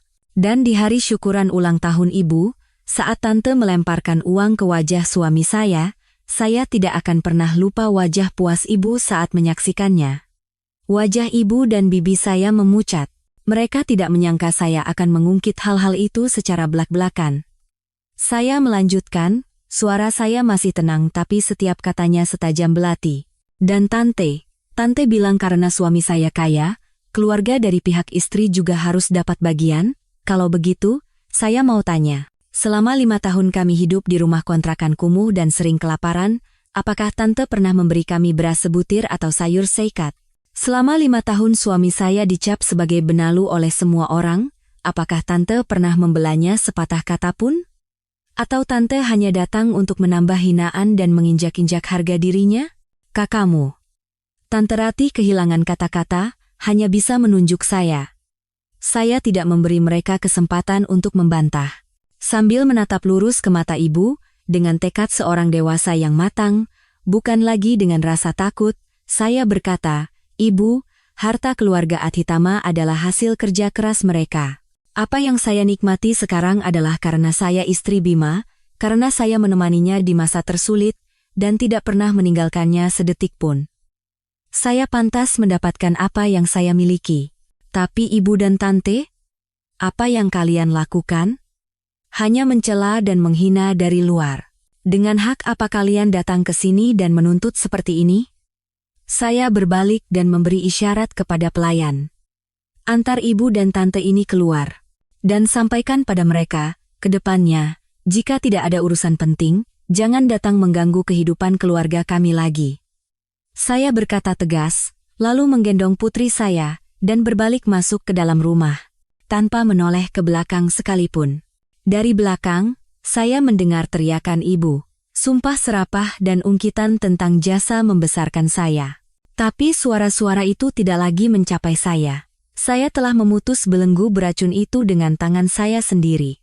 Memberi mereka pelajaran pahit tentang harga diri, dan pada saat yang sama, membebaskan diri saya sendiri. Setahun kemudian. Pagi di akhir pekan yang sama, tapi suasananya sama sekali berbeda. Saya tidak lagi terbangun di rumah kontrakan yang lembab, tidak perlu terburu-buru ke pasar. Saya bangun di kamar yang luas dan bermandikan cahaya matahari. Di samping saya ada pria yang saya cintai, dan dari taman di luar jendela terdengar tawa ceria kedua anak saya. Waktu setahun cukup untuk menyembuhkan semua luka dan menumbuhkan kehidupan baru. Sejak hari itu, Ibu dan Tante Ratih tidak pernah lagi datang. Saya sesekali mengirimkan uang belanja untuk Ibu, sebagai bentuk bakti minimal seorang anak, tapi jarak yang telah tercipta tidak akan pernah bisa dijembatani. Bima, setelah menyelesaikan semua masalah di perusahaan, menghabiskan lebih banyak waktu bersama keluarga. Ia bukan lagi Bima yang linglung, juga bukan tuan muda Bima Adhitama yang berwibawa. Ia adalah perpaduan sempurna dari keduanya. Ia masih memiliki kebaikan dan kepolosan Bima, sering masuk ke dapur untuk memasakkan makanan kesukaan saya, mengukir mainan untuk anak-anak. Tapi pada saat yang sama, ia juga memiliki ketegasan dan kecerdasan Bima Adhitama yang mengambil keputusan bernilai triliunan di dunia bisnis. Ia sangat mencintai dan menghormati saya. Ia sering berkata pada saya, 5 tahun kehilangan ingatan itu adalah tragedi, tapi sekaligus anugerah. Tanpa waktu itu, aku tidak akan pernah bertemu denganmu, tidak akan pernah memiliki keluarga yang sesungguhnya. Keluarga yang dibangun di atas cinta, bukan perjodohan yang penuh intrik. Saya pun telah menemukan jalan saya sendiri. Saya tidak ingin hidup berleha-leha di bawah nama istri konglomerat. Kenangan sebagai guru miskin, wajah murid-murid saya yang kurang mampu, selalu ada di hati saya. Dengan dukungan penuh dari suami dan ayah mertua, saya mendirikan sebuah yayasan amal bernama Yayasan Adhitama Peduli. Yayasan kami fokus membangun sekolah di daerah terpencil, memberikan beasiswa untuk anak-anak miskin berprestasi, dan membantu sesama yang kurang beruntung. Saya tidak lagi berdiri di depan kelas kecil, melainkan di hadapan ribuan orang, menyebarkan cinta dan menyalakan api harapan. Saya menemukan arti hidup yang sesungguhnya, yang lebih besar dari kebahagiaan saya sendiri. Pagi itu, keluarga kami sedang bersiap untuk perjalanan istimewa. Menghadiri peresmian sekolah baru yang baru saja selesai dibangun oleh yayasan kami di sebuah daerah pegunungan. Ayah mertua, Pak Hartawan, setelah melewati semua cobaan, memutuskan untuk pensiun dan menyerahkan seluruh perusahaan kepada putranya. Ia kini terlihat jauh lebih lembut dan damai. Kebahagiaan terbesarnya adalah bermain dengan kedua cucunya. Ia sedang menggendong Adi di punggungnya, bermain kuda-kudaan, dan tawa kakek dan cucu itu memenuhi taman. Bima, bersama putri sulungnya, Hana, sedang memeriksa kotak-kotak hadiah yang akan kami bawa untuk anak-anak sekolah. Ia dengan sabar menjelaskan pada putrinya tentang arti berbagi dan kebahagiaan yang datang dari memberi. Anak itu mengangguk, matanya yang jernih berbinar gembira. Saya memandangi keluarga yang saya cintai dari kejauhan, hati saya dipenuhi kebahagiaan yang meluap. Hidup saya telah melalui perjalanan yang luar biasa. Dari seorang perawan tua yang dicemuh oleh seluruh keluarga, memungut seorang gelandangan, hingga akhirnya menjadi istri seorang konglomerat. Tapi hal paling berharga yang saya dapatkan bukanlah uang atau status, melainkan keluarga ini. Keluarga yang dibangun di atas cinta, pengertian, dan pengorbanan yang tulus.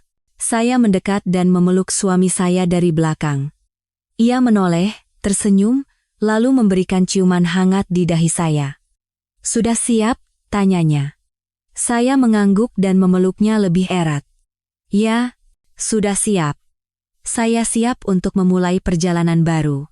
Bukan lagi sebagai korban takdir, melainkan sebagai penulis kisah kebahagiaan saya sendiri." Para pemirsa, demikianlah akhir dari perjalanan Sari dan Bima yang penuh liku namun ajaib. Saat kita menutup bab terakhir dari kisah ini, mungkin ada perasaan yang tak terlukiskan di hati kita masing-masing. Rasa puas saat yang jahat mendapat ganjaran, kekaguman pada cinta yang teguh, dan gema mendalam yang membuat kita merenungkan kehidupan kita sendiri. Kisah ini bukan sekadar dongeng modern tentang Cinderella dan pangeran.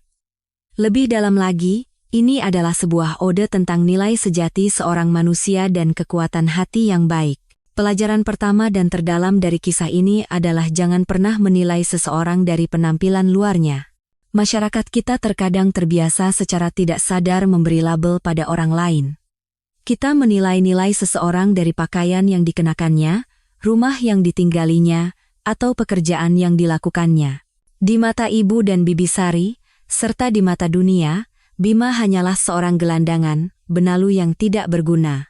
Mereka hanya melihat penampilan luar yang compang-camping dan kotor, tanpa menyadari permata berharga yang tersembunyi di dalamnya. Mereka mengukur jiwa seseorang dengan standar materi yang dangkal, dan pada akhirnya, mereka menendang harta karun itu sendiri. Sebaliknya, Sari, dengan hatinya yang hangat, mampu melihat melampaui penampilan itu. Ia tidak melihat seorang gelandangan, melainkan seorang manusia yang membutuhkan pertolongan. Ia tidak mendengarkan gosip, melainkan suara hati nuraninya. Dan kebaikan tanpa pamrih itulah yang membawanya pada anugerah terbesar dari takdir. Ini mengingatkan kita semua untuk belajar melihat orang dengan hati, bukan dengan mata. Seseorang bisa saja miskin secara materi, tetapi bisa sangat kaya dalam karakter, kebijaksanaan, dan cinta. Jangan terburu-buru menghakimi atau meremehkan. Mungkin Anda sedang melewatkan kesempatan untuk bertemu dengan jiwa yang agung. Pelajaran kedua adalah tentang kekuatan keteguhan dan keyakinan pada diri sendiri. Sosok Sari mewakili banyak wanita di masyarakat kita. Orang-orang yang menderita karena tertekan oleh prasangka dan tuntutan. Perawan tua, bom waktu label-label kejam ini hampir menenggelamkannya dalam rawa keputusasaan. Tapi bahkan di saat tergelapnya, ia tetap mempertahankan prinsip dan harga dirinya.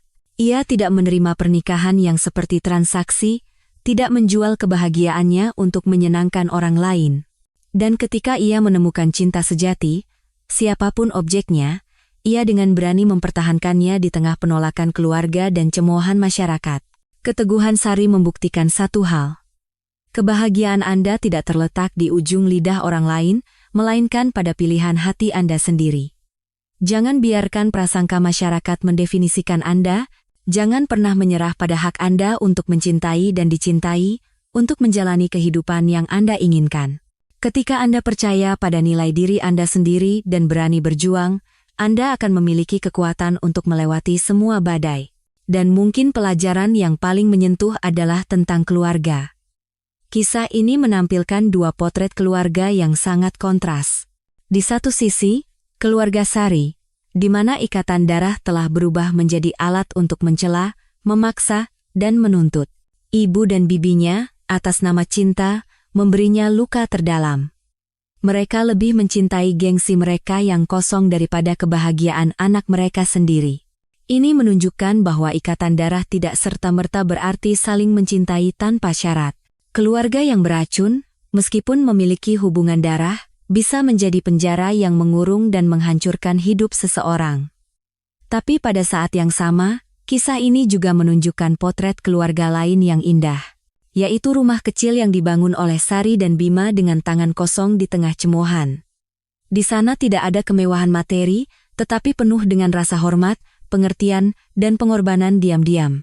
Bima, meskipun tidak ingat siapa dirinya, secara naluriah melindungi dan merawat istri dan anak-anaknya. Sari, di tengah segala tekanan, dengan teguh membela suaminya. Mereka membuktikan bahwa keluarga sejati tidak diciptakan oleh darah, melainkan oleh cinta. Di mana ada saling berbagi dan menghormati, disitulah rumah. Terakhir, kisah ini adalah kesaksian tegas tentang hukum karma.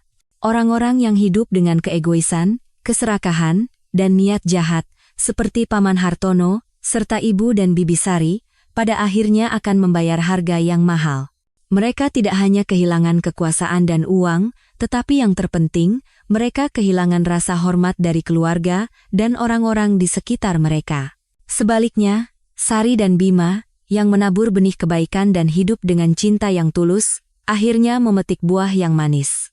Kebahagiaan bukanlah keberuntungan yang kebetulan, melainkan hasil dari proses memelihara dan mempertahankan nilai-nilai yang baik. Hiduplah dengan kebaikan tanpa pamrih, berikanlah cinta. Alam semesta selalu adil, apa yang Anda berikan pasti akan kembali kepada Anda dalam bentuk apapun. Kita semua dalam hidup ini terkadang akan merasa kecil dan tersesat. Terkadang kita harus menghadapi prasangka dan ketidakadilan.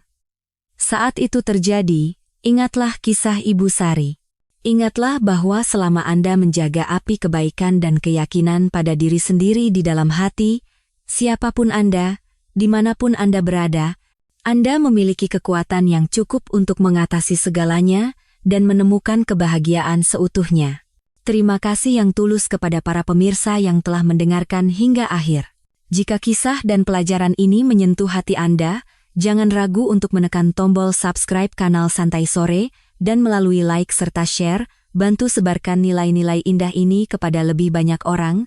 Dukungan Anda adalah motivasi terbesar bagi kami untuk terus menyajikan kisah-kisah yang bermakna dan mendalam. Sampai jumpa, dan kita bertemu lagi di kisah berikutnya.